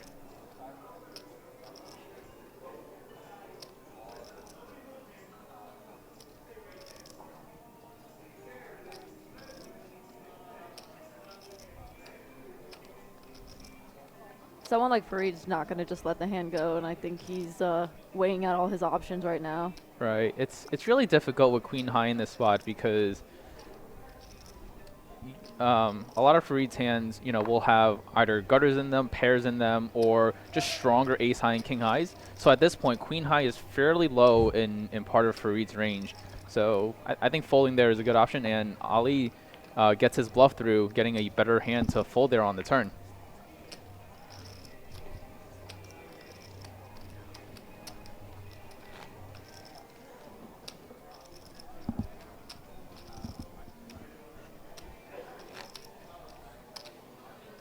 So yeah, we see Ali bringing out the total playbook, you know, early here in heads up, a move that, you know, we might not see a lot of players do, but, you know, definitely one that Ali has incorporated into his game with the wealth of studying that he's done lately. Yeah, I mean, I think also, you know, being a huge chip leader is just such a huge advantage mentally. You know, you can put so much pressure on the other opponent, and I mean, Ali's just been so solid. I don't think he's gonna get out of line, and I think he's just gonna be patient and wait for the spot to just get it all in. I don't think we're gonna see him, you know, bluff off any of his chips to double Farid. So Ali deciding to use a limp strategy, pretty mixed strategy. He's opening some hands, limping some hands, and opting to limp this 10 deuce. Flops bottom pair and decides to check it back here. King on the turn doesn't really improve either player's hand, and Farid now gets the river with 9 high. And I expect him to be bluffing in this spot with, you know, pretty much the bottom of his range here. Yeah, I mean, if he bets, it's definitely hard for Ali to call with just a deuce. It'll be interesting to see what sizing he chooses here, because he can definitely go 2 ways. One, you know, smaller sizing, or where he thinks Ali's going to be super polar, you know, in this spot. He decides to with the overbet here, and Ali's not quick to fold his bottom pair in this spot. It's just so hard when you have a just bottom pair. Ali chooses to make the call here and is correct with his deuce. What an amazing call by Ali in this spot. Yeah, that's a great call. I'm definitely loving heads up plays so far, with both players mixing it up, not afraid to put in the overbets, and making, you know, an amazing call like that by Ali.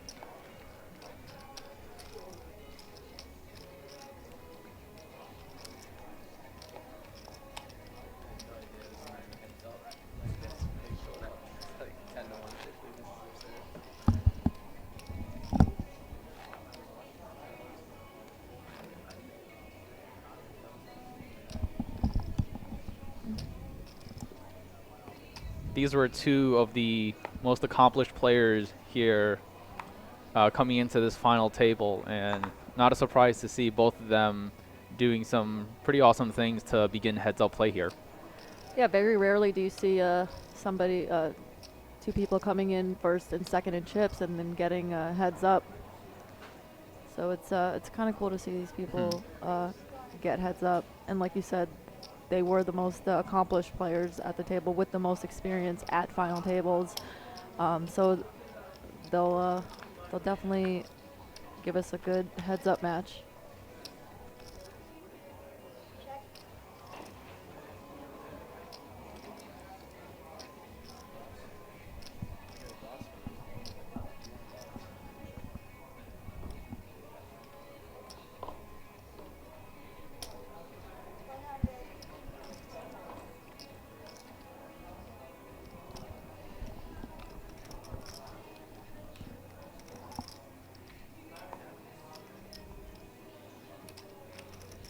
So I've been traveling a bunch and studying, hands with Ali over the past few months, and since the WPT here in January, we were all talking about when we were going to get a chance to see him play on stream. So really awesome to see that he's accomplished that so quickly and here in such a big spot for him. Yeah, that's awesome. I mean, I just saw he's 23 years old, so he's very young. Exactly. Accomplished so much already. That's got to be, I mean, awesome for your self-esteem when you're just starting out. It says he's been playing poker for a year and a half. I'm going to assume that's professionally. Yeah, so, Ali's worked so hard over the last couple of years to really study the game, do as much as he can to become one of the best in the world. And, for those who don't know his story, just, 2 years ago, he was playing 2 cent, 5 cent online and really grinding micro stakes, putting in 30, 40,000 hands of volume each week.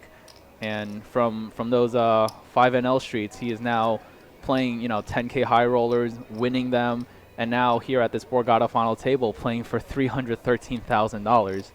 Pretty amazing story for Ali. And I think every player dreams of playing 2 cent, 5 cent, and then winning a 10K. Yeah, it's amazing story, and he's worked immensely hard to get here. So big props to him for all the work he's put in, and I'm really happy to see that he's gotten so many results so quickly in his live poker career. Much deserved. Where do they have 2 cent, 5 cent? I need to get in on that game. Well, you can play right here, in New Jersey on BorgataPoker.com. Oh, I was not aware of that. I'm going to have to check them out.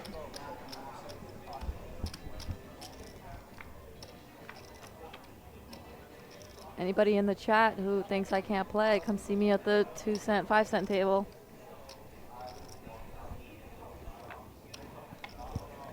I would appreciate backing for the game, Paul.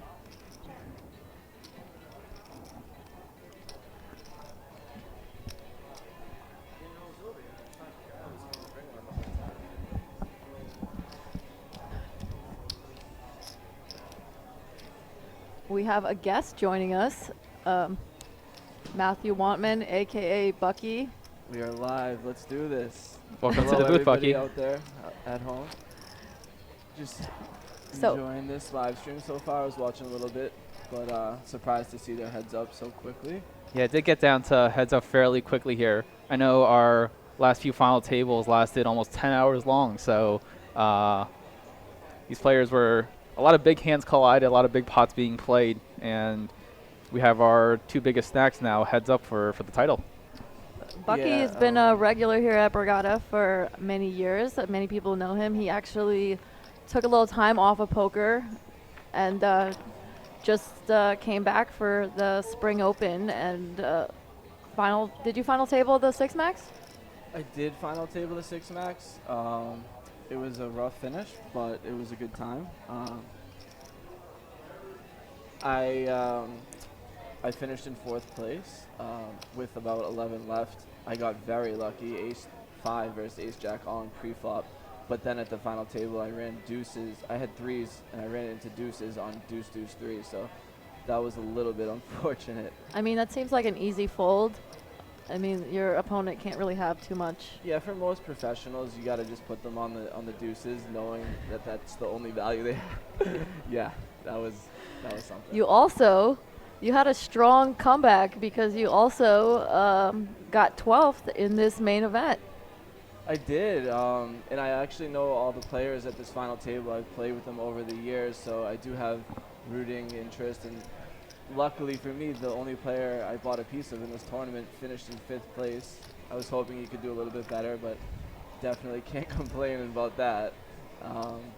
Dave Mock, a good friend of mine from back home in David Boston. Mock from Boston. Yeah, we play in cash games in New Hampshire. Did you get to watch any of his play? I did get to see some of his play. I saw he had that interesting spot with ace jack when it went raise from Ali with the ace jack suited and Farid 3-bet the deuces. That was a really interesting hand. And then Dave elected to fold the ace jack, obviously. Did you see the hand where he folded the 9s? I did not see the hand where he folded. It was a very similar spot where Farid opened. Nick 3-bet. Nick 3-bet. Farid opened the button, and Nick Salimbene, who's been very, very tight, 3-bet from the small blind with Ace King offsuit. And he has 20 big blinds in the big blind.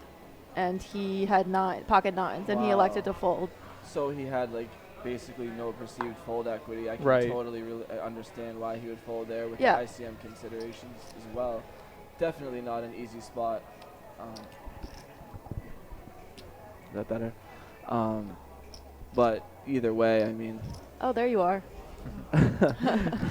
Thank you. Yeah, we fixed that. So hopefully you guys can hear me better now. But no, I mean, for the most part, I think David played very solid. I think he kind of got squeezed out of a few hands. Coming back to a hand here. Yeah, it was a great finish for him. Wow, interesting. So Farid's all in here with the top pair, and Ali has a real decision. This was a limp pot pre-flop. Limp pot pre-flop. Where Ali decided to bet the flop. He overbet shoved, it looks like. Get raised on the turn, and out the blocker bet, and I mean, this is such a draw-heavy board. With Ali having the queen of clubs. He is blocking some of his bluffs here, with the queen 10, obviously. But with that being said, still a tough call. Tough fold, rather. Very tough fold. Heads up against a player like Farid.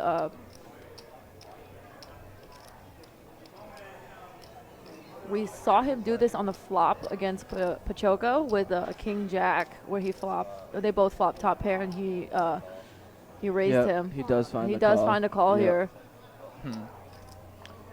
It could be over. So Farid now an 89% favorite to double up here. I said it would be really interesting if Farid could get a double. This is going to be the longest river in history. So Ali needs a queen or 9 to win this tournament. So Farid doubles up. That's huge. So what is it, 4-1 now instead of 8-1 or something? Yeah, Ali now has 15 million to Farid's 5 million here. Wow. So it's only 3-1. Wow, we got a good match here. And they're still very deep effectively. It's at 100k BB right now, so we're playing Farid's about 53 big blind stack effective here. Interesting. You went with the 1.5x overbet shove? Is that what that was? So the hand played out where Farid check raised the flop and then check raised the turn for all in. Wow, you do not see that very often these days, the double check raise. Yeah, in a limp pot as well. Wow. What do you think about his bet on the turn? Ali's bet? Yeah, Ali's bet on the turn. I still think there's a lot of value there.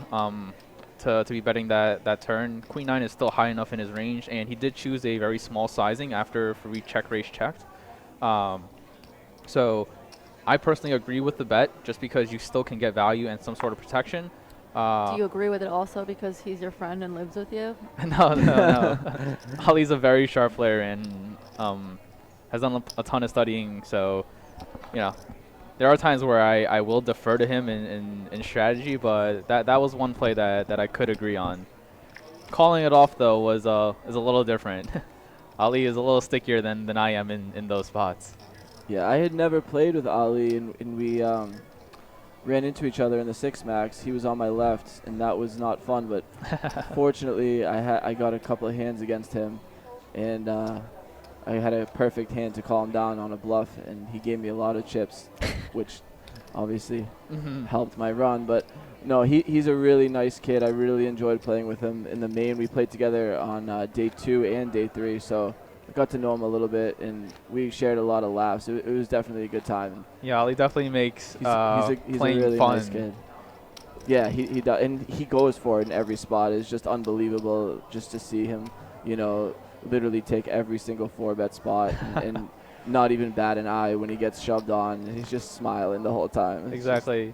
With a lot of the online wizards that you see these days, they come to the table really quiet, not really doing too much in terms of interacting with the other players. But with Ali, it's very different. It's very refreshing to see that someone who's up and coming, who's going to be a staple in the poker world for, I think, a very, very long time. Someone's going to make, who's going to show everyone that, with hard work and studying, you can get to the top and have a great time doing it. Yeah, I mean, he's already made a big name for himself online. I mean, not a lot of people know him, but obviously, we know who he is. Some of us.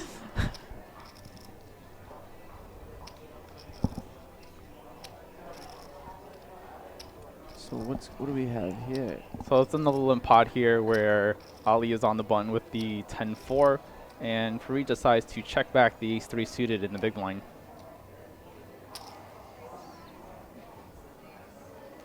So Ali limped a 10-4. Wow. Mm-hmm. So he's probably not folding much if he's limping the 10-4. So with how the BB ante structure is right now, the big blind is forced to put in that one ante, and with such a good price to play in position pots, it's really hard to really fold any buttons because you're always getting a price to peel out of the small blind / the button. Yeah, I forgot how massive the ante is now considering their heads up. Mm-hmm. Some places do where when you get to heads up, there is no ante, so there's not as much incentive to VPIP. But with one full ante in the middle and another 1.5 blinds dead, it's hard to see folding many buttons. For sure.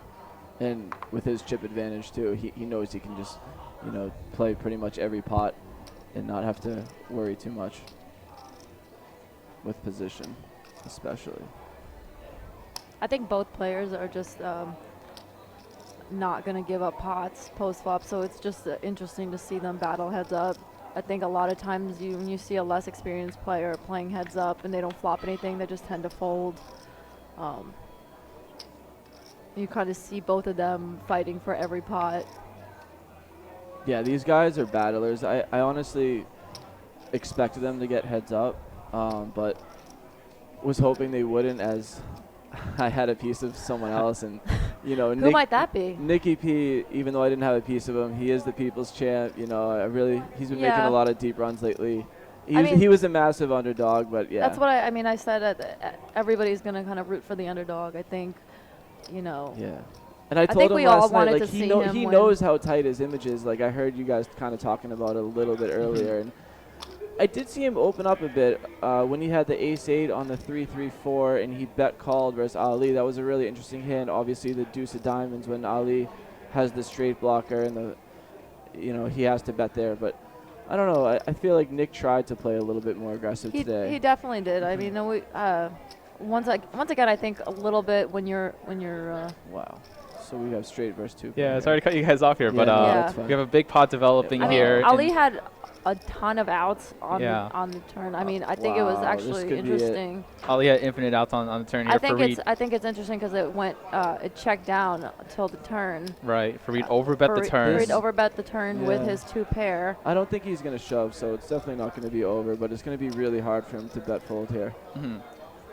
It's interesting if he, I still think his hand warrants a check raise, especially having the 10 of hearts in his hands.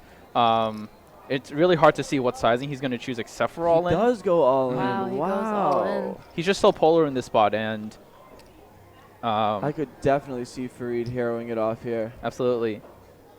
Oh my goodness, this is a situation. I think Farid will find the laydown here just because he doesn't block any of the flushes or the straights that Ali will be check raising all in here. When Ali, calls the turn and decides to check raise on this river, he's saying he either has a flush or a straight, and unblocking, Ali doesn't really have many 2-pair combos left at this point. So it's just crazy because Ali had the straight and flush draw on the turn, and he just if it came a king or a heart, Farid could get away from it so much easier, but it just came the offsuit 9. Right. Definitely makes it easier for Ali to shove here with the 10 of hearts in his hand, blocking the flush, but I'm not sure that the all-in is the correct size. I mean, I think there's only really one sizing to check raise all in here. Like, all your hands that want to check raise. This is a pretty big overbet, though. I think the reason that Farid could and should be able to get away from this is Ali has not done this yet. He hasn't bluffed. We saw him do the overbet with the deuce 4, and he had trips. I mean, I think he's trying to end the tournament, and he knows that Farid has a hand that he could call with, and I think, I mean, if you, like I told you, I don't think he's gonna bluff off all his chips to Farid. Yeah. And But at the same time, Farid knows he's capable. If there's anyone at this final table that could pull off such a big bluff, it would definitely be Ali. So I wouldn't be shocked if he called here, but I do agree. It's not an easy. I think he's gonna let this one go. But if he doesn't, though, if he does call here, Ali will be the champion of this Spring Poker Open. I wish it was David so he could give us all money, like he said. He said he wanted to give everybody money. Yeah. What a tough spot for Reed. You overbet the turn for value. This is you put in a big bet on the river for value. Really sick shove. It's so hard when you bet for value on the river to think, I'm going to fold when my opponent check raises, but this is such a tough spot. It's hard to fold two pair. It's definitely hard to fold two pair, but on this board, heads up for the title, it's even harder. Yes, Ali hasn't shown down too many bluffs here at this final table, but yeah, he is definitely capable. I've gotten owned by Ali plenty of times in a similar spot before, so definitely capable, but we'll see what Farid decides to do here. Personally, I hope he folds because I want this to go a little bit longer, and I want to see a little bit Yeah, you just joined us. Yeah, I mean, we can't end it now. We're just starting to have a little bit of fun here. Yeah, Farid is quite the player, man. We played together on day 1 and day 2, and he ran this up on. He bought in on day 2. This is how he ran his stack up. Oh, he does make the fold. Okay. Farid does make the fold, and that's a great fold. I mean, and I think this. I mean, it just shows that Farid is a solid player. He knows what he's doing. He thinks hands through, and he's not just clicking buttons, as some people might say. You know, he put me in one of the toughest spots ever on day 1, where I 3-bet the small blind with ace-10, and he called on not many chips behind, and it came like, 9-5-3, and I wasn't sure what to do. I bet, and he called with like nothing behind, and the turn was a really bad card for me. I had ace-10 with no clubs, and it was 3 clubs, and I checked the turn. He bet like 4,000 with like 5,000 back. I called, and the river was the ace of clubs. So it's 4 clubs, ace 5, deuce 3, all clubs. And I checked, and he bet 4,000 with 1K back. And I called because the odds were just unbelievable. And he had like 6-7 offsuit for just complete nothing. But he was probably going to bluff my socks off if I didn't get the ace on the river. So that's a sick brag, though. It's just like yeah, you want to throw in how good you are. No, that I got lucky. He put me in a really, really tough spot, and I was able to break him down and call the whole way. He was going to bluff me. I even admitted it that like I don't even like my play on the flop. I should have just shoved, but I didn't see him. You were going for full value, and I like it. I didn't see him flat. You're on the next level, Bucky. You know. I was at the table with Bucky at that time. Oh, that's right. You were there. I was not surprised to see Farid with the 7-6 offsuit. So you were actually there for that hand. That's exactly. Right. Yeah, I forgot. Yeah. Wait, so I wasn't surprised either. You left him with 1,000 chips, and now he's the second. No. Like he bought back in. Day 2, though, of course, he bought in on day 2, and he ran it up quite nicely. That's how good this structure is. You can buy in on day 2 with 40,000 chips at 500, 1,000, I believe it was, for the first 2 levels, and there were plenty of rebuys on day 2. We'll just put it that way. And all those entries added up to 519 entries here at the Spring Poker Open Championships for a total prize pool of almost $1.3 million. One of the biggest events here in the Northeast before the World Series of Poker. Yeah, are you guys going out to Vegas? Of course, I will be there for the 7th year in a row. Are you going out for the full series, or? I'm actually going out even longer this year. I'm going out May 15th. That's when I have a house for a few months. And I'm going to fire some of the Venetian events and hopefully get my series off to a quick start. With EDC? Is that how you I went to EDC last year, and it was the time of my life, but looking back on it, it probably wasn't the most prudent decision, considering how it just messes you up with your sleep schedule and all that. But if for anyone out there who's never been to EDC, I highly recommend it. Yeah, for all those who are looking to play some bigger poker tournaments, we have some family venues of MGM at Bellagio and Aria that are going to be hosting some WPT events before the World Series as well. So if you guys are interested in playing some $10,000 buy-in events, definitely be there to check those out. And I will be in Vegas too. Stop me if you see me. I'll sign some autographs. Definitely. We have to make sure we get ours before we leave, Bucky. Definitely going to make sure of that. Bucky, I want your autograph with the ace high call. After my 12th place finish? Yeah, after your 12th place finish. Yeah, I've already signed a couple, but they've really slowed down since then. So what do we have here? Back to the play. I forgot that we were doing a live stream. There's actually poker being played. We're supposed to talk about hands that we don't know anything about. All right, so Ali does fold the 10-6. All right. Good fold, Ali. I just found out how to pronounce his name correctly. It's Imsirovic instead of like I asked him. I'm sure of it, but I'm sure of it. Yeah, you know right. That's what I. like. That's a pretty cool. That's a pretty. Actually, Ricky didn't even know that. I didn't know that they were living together, and he doesn't know. I asked him, and he said it's Imsirovic. So it's just. I mean, that's a pretty solid last name to have. It's pretty awesome. Mine is anti-money, so it's not really good for. Don't tell me that's how you pronounce it. That's not how you pronounce it, but that's how you should pronounce it. That's how yeah. That's how you pronounce it. That's how everybody pronounces it.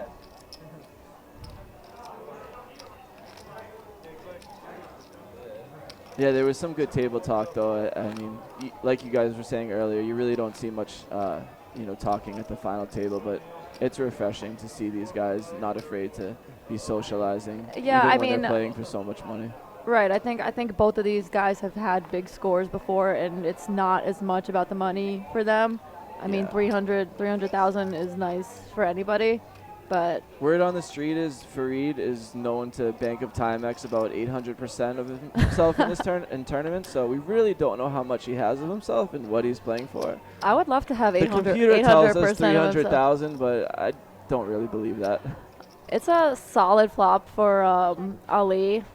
Farid has ace-3, so he's probably going to go all in. This is his favorite hand. Slightly above average flop for Ali here. Seems like a good spot for the 10x pot shove. This seems like a good check raise spot for Farid to go all in. He decides against it. He's really switching up his game.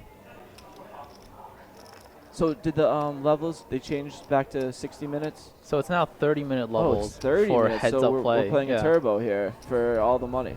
Not really a turbo, because you do get a lot of hands heads up. Yeah. So the structure of these Borgata mains are amazing. You play 60-minute levels during late reg, 75 minutes after late reg on day 2 and 3. Yeah, this structure is honestly too good. I was saying with a lot of people I was playing with, I mean, compared to the Montreal 5K, which the structure isn't even close to as good, you really can't find better value than the Borgata 2700s.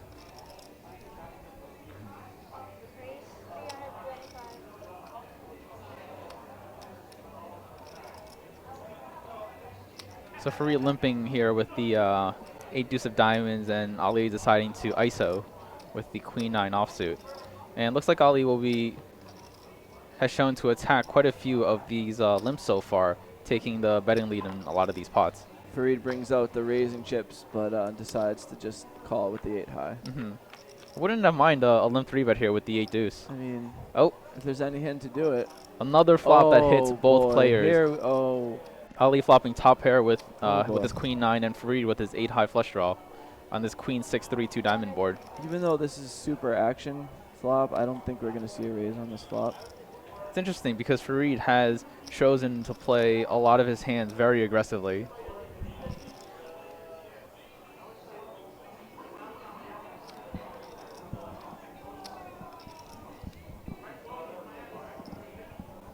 Farid does decide to just call here, and we're going to see a turn card.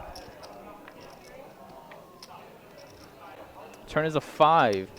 Ali still has top pair here, but Farid now picks up a gutter as well.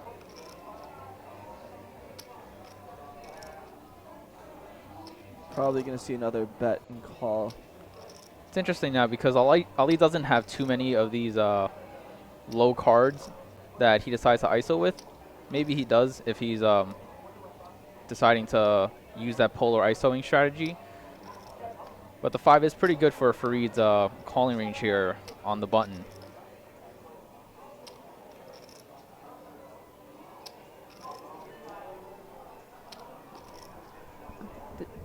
Ricky muted my mic. Sorry, Anna. We had to shower you. It was time. I don't think you can ISO heads up. I think you guys are just heads up already. Maybe you can mute me again. Do we have... Is this a... Oh, he bet 750K. Okay. So Ali does decide to continue betting on the turn here with this top pair. And Farid just, has too much equity to fold at this point. He's now considering he's not going anywhere. raising or just calling in the spot. And we have seen him raise here before. Yeah, I wouldn't. I don't mind all seeing a in. shove here. Wow. Actually, I mean, he's blocking the I mean, because he has the Ali, 3-4, but Ali, I mean, he's seen him do this before, and I don't think he thinks he would do it again. I would be shocked if he folded. If Ali calls here, Farid will have just 25% to double up and be alive in this tournament. I actually love this shove.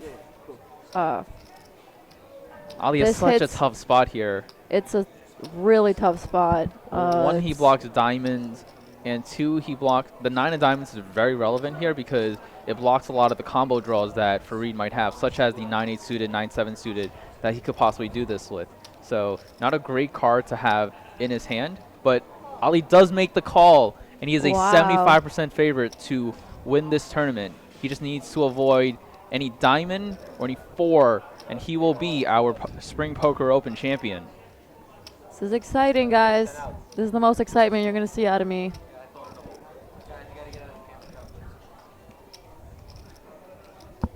Farid needs a diamond or a 4 here to stay alive, and the river is the ace of diamonds. So Ace he of gets diamonds. there. And Farid doubles up. Unbelievable. What a river card. This is the difference when you shove all in with an equity hand. So now the as stacks opposed are almost to, even. And now they're Ace almost three. Unbelievable. even. He just had him like 8-1, right? Farid now doubles up, and then Crazy. they're both, You It was got a really game tough now. call for Ali, and he just got unlucky. I'm surprised he shoved the turn, honestly, too. No, I But- actually love the shove on the turn with his hand and the history that they have. I think Ali might think he's not going to do it again without having me beat. But at the same time, Ali's not a big folder, so if he has any type of value, he's probably getting it in there. Yeah. He's not going to make the hero fold. I mean, Ali did make the hero fold with ace jack suited. Freed's not getting paid on this river either. Did you see that hand, or were you sleeping? I'm going to take the latter and Yeah. say I was probably sleeping. Ali had a very big hand in the beginning of the tournament where he raised ace jack of spades for Reed. Oh, we're going to show that. We'll go over that with you, Matthew. All right. So we will see that Ali can make big folds.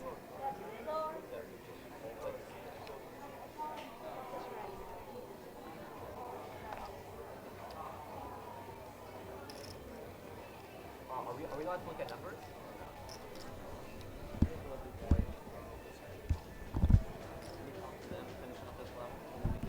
All right, guys, I am signing off. Good to be here, and good luck to both Thank players. you for coming here, Matthew. Yeah, awesome we having you here, appreciate Bucky. your. All right. Good seeing you guys.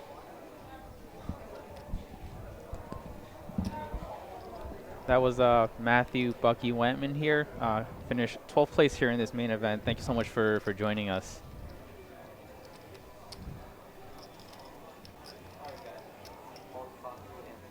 It's been quite the journey for both of these players, up and down in the chip counts, and now they're both fairly even in chips Yeah. as their heads up. Yeah, it's been awesome to watch them play. I mean, I think this is what viewers want. I think viewers want, Mhm. two capable players who, you know, are going to give us a show. They're not going to. Absolutely. They're not going to just give up. And it's been awesome watching these two. I think, you know, possibly we might both be right as opposed to in terms of who wins. Looks like they're having a little bit of a chop discussion, but we don't know.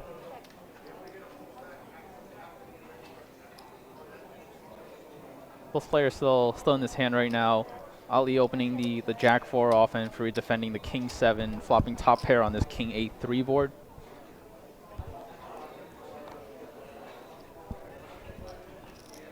And unless Ali hits some backdoors here, Farid might pull even closer in the chip counts. You're on dinner break after this hand. Please come back at 7:30. Once again, you're on dinner break. Please come back at 7:30.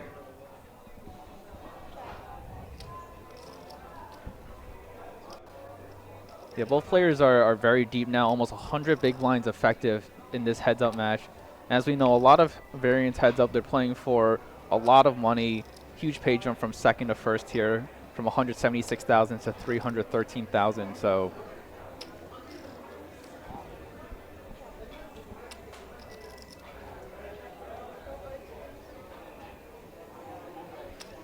Farid picks up this pot here and pulls even closer. Now they're almost dead even, both with 10 million in chips.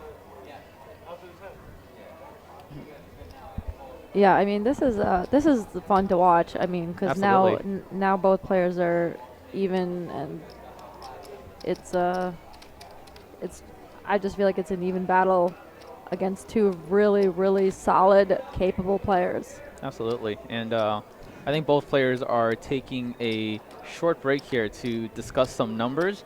And no, they're both fairly even in chips, so we'll let you know after the negotiations what these two players come up with. Ooh, welcome back, everybody. We are just finishing off. I think the players are on break right now. Yeah, they're on a small break right now to discuss some numbers. The Possibility, we don't know. we don't know yet. We but, do not know anything So yeah, they're about anything. second place here is 176,000 and first place is 313,000. So a lot of money to play for heads up. And both players are off to discuss some numbers and possibly come back to play for a little less than that pay jump that we originally discussed. But So Ricky, you being such a big Ali fan, are you chopping this with Farid if you're in his spot? it is a lot of money just for the average buy-ins that we play. Both players are very accomplished and are, you know, very good in the spot, but there's so much variance in heads up. To play for this much money it's definitely a lot. I personally would definitely look at the numbers. It's no guarantee that I'm going to chop or anything, but if they are, you know, in my favor, then it's definitely something that I would consider. I think, I mean, being somebody who's chopped several tournaments and also won outright, I think there's pros and cons to both, and I think both players of this caliber, I could see them wanting to chop and just end. I mean, it's been a very long day of battling, and they are playing for a lot of money, and at the same time, I can see them wanting to play it out for the title, because to a lot of players, the title is more important than the money. Yeah, for these two, I can definitely see, you know, there's a lot of pride in their game, and while there is a lot of money to pay for, they will definitely still play for that trophy afterwards and whatever they decide to leave on the side. But yeah, exactly.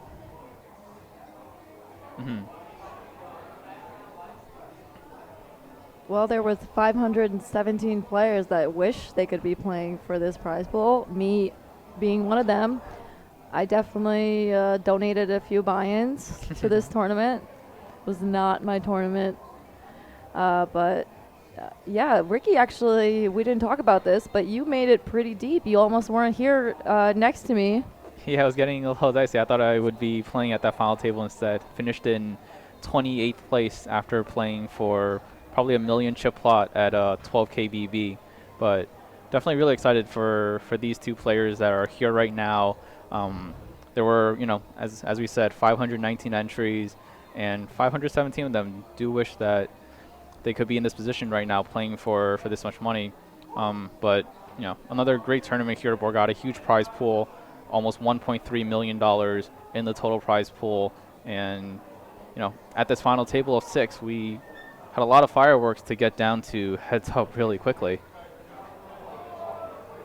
We even saw a royal flush. Not a lot of action, but we did see a royal flush. Exactly. We saw quads, we saw royal flushes, we saw, big hands running into each other, a lot of big bluffs being pulled. Typically at these live stream final tables, we see a lot of very tentative players who first time on a live stream isn't going to get too out of line. Well, like we said, this has been a little bit more exciting because we see these two players who've had a lot of experience at final tables. They've had experience winning a lot of money, so I don't think it's as much about the money, and they're not scared to put it all in. I don't think they're as worried about pay jumps. Exactly, yeah. And definitely made it a lot of fun for us to commentate and be a part of. Yes. And hopefully for all of you viewers out there as well. Hope you had a great time. I love you too, Gibran. Found another fan.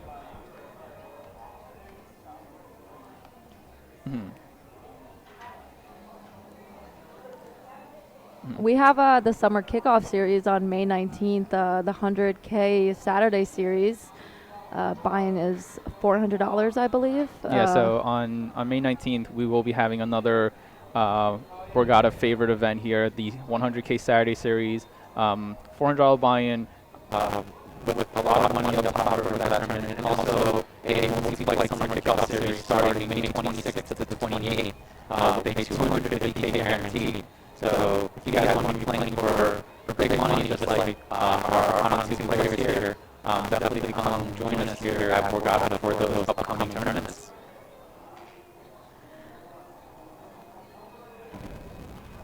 So I know you guys said you're going to head out to WSOP. Yeah, we'll be going out there in June. I'll be staying for the whole series. That's all I have really.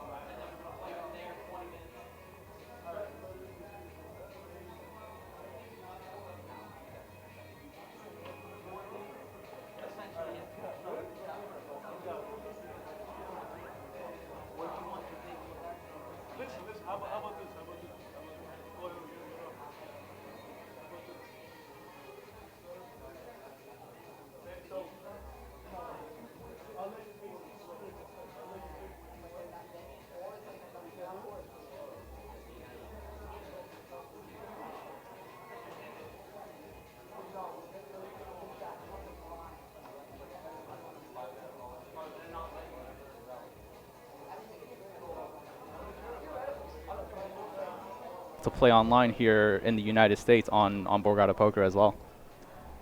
Yes, I agree. Let's talk about some of the amenities that Borgata has. Look at this TV set, how great it looks. We have a few restaurants here. Izakaya is one of my favorites. We have Angeline's that I've been to a few times, which is fairly new, Italian place. We have a bread and butter that's open 24/7. It's good when you're getting killed in cash games at the end of the night. You have a sad breakfast sandwich to make up for it. Yeah, a lot of for your losses. Yeah, Borgata is my home casino. I enjoy coming here, every single tournament series, and it's one of the decisions why I decided to move to New Jersey this year, is to be closer to Borgata and be closer to all the offerings that this place has. And for those who Borgata is one of my favorite casinos. Yeah. I love being here. They have a lot of great amenities. It's awesome being here in the summer, which I don't get to do a lot. Yeah. But you're right next to the beach, and it's just such a cool vibe out here in the summer. Yeah. And also, we are back.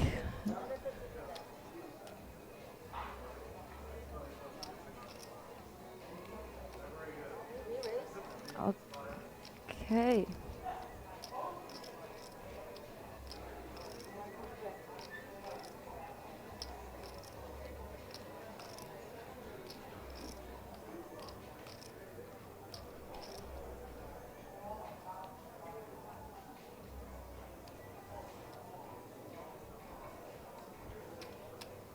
So we see a lot of pre-flop action going on here, and it's because we are told that a deal was made by both players. They decide to chop the prize pool. So we're gonna play one final hand here to determine I don't who's know gonna if win they, the trophy. I don't know if they chopped. I think they're just getting it all in. And all right, Ali decides to go all in with the 8 high. It's very unlike what Ali's been doing. This is a very interesting hand. Pretty aggressive 3-bet, 4-bet, and 5-bet. Very aggressive. They just decided to go on break, and they looked very friendly, and now they're just getting it all in. Oh. Super exciting flop. We get the top pair versus middle pair. So they were probably going to get it all in anyways. Knowing these two. Knowing these two crazy folks. Farid will definitely not win this hand. Oh my God! Hello. The 5 on the river. What a cooler! Wow! If you guys didn't think you saw me excited before, this is crazy. This is the most exciting hand that we've had the whole tournament. And it's just unfortunate. I mean, Farid got it in with the best hand. And flopping top pair. He flopped top pair. Almost best kicker, and needed to fade 6 outs for the overwhelming chip lead here at this final table. It's just unfortunate. I mean, you play your best and you get it in, and there's not much you can do.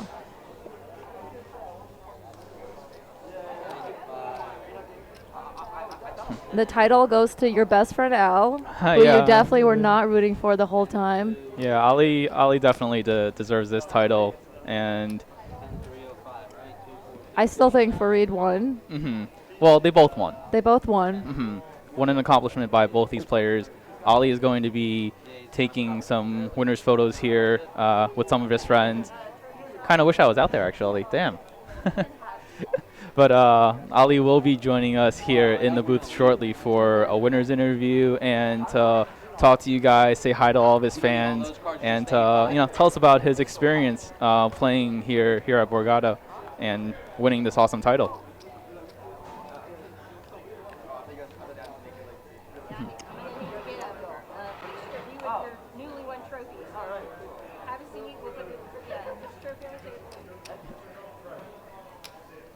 All right, like we said, we have the 100K guarantee coming up May 19th. Be sure to check out borgata.com for any tournaments, upcoming tournaments, dailies, cash. Yeah, so just to hang out with Ricky and I. Like, if you just want to come here and hang out with us. Yeah, we'll be here in New Jersey for a while, but Borgata does have the Saturday series on May 19th, the summer kickoff May 26th to 28th.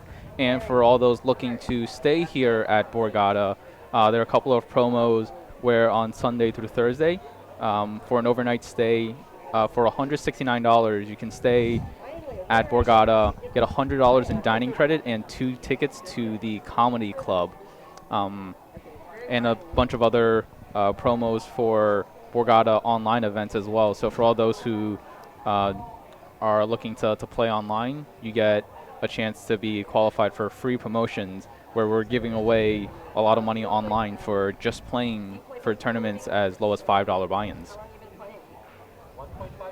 And don't forget, after the World Series this summer, come back here to Borgata in July, where we will be having the Summer Poker Open, another huge main event with a live stream final table. So if you want to be just like our final tableists here today and play on a live stream for over $300,000, please come join us in July for the Borgata Summer Poker Open. Now, Ricky, do you have any friend equity where he just gives you like $5K for being his friend, and No. believing in him and rooting for him all the time? Not at all, but we will definitely go and celebrate afterwards. I am beyond happy. This is the second time that I've seen Ali ship a tournament for 6 figures. So by celebrate, do you mean you're gonna like go over hands and GTO?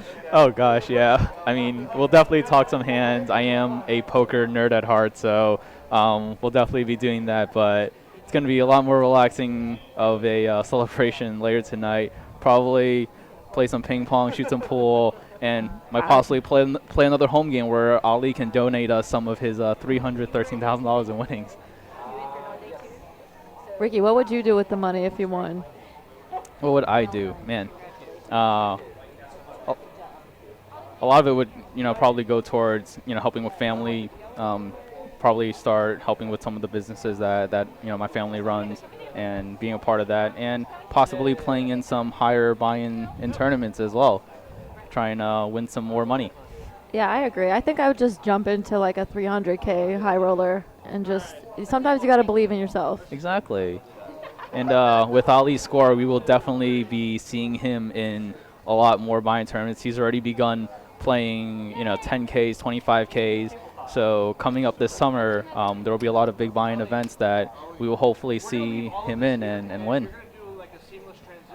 Well, I must say that I guess I lost, and you won with your pick for the final table. I'm not sure. I think we're wrapping up. I'm not sure if we are having the winner join us. But yeah, thank Producer, let us know. Does not look like he will be joining us, so I think it is a wrap. All right, so thank you so much for joining us, everybody. Appreciate all your comments, good and bad, and hope to see you guys next time. Yeah, this was the Borgata Spring Poker Open main event, where we had almost a $1.3 million prize pool, and the winner Ali Imsirovic for over 300. Imsirovic. Imsirovic. Learn his name. You're living.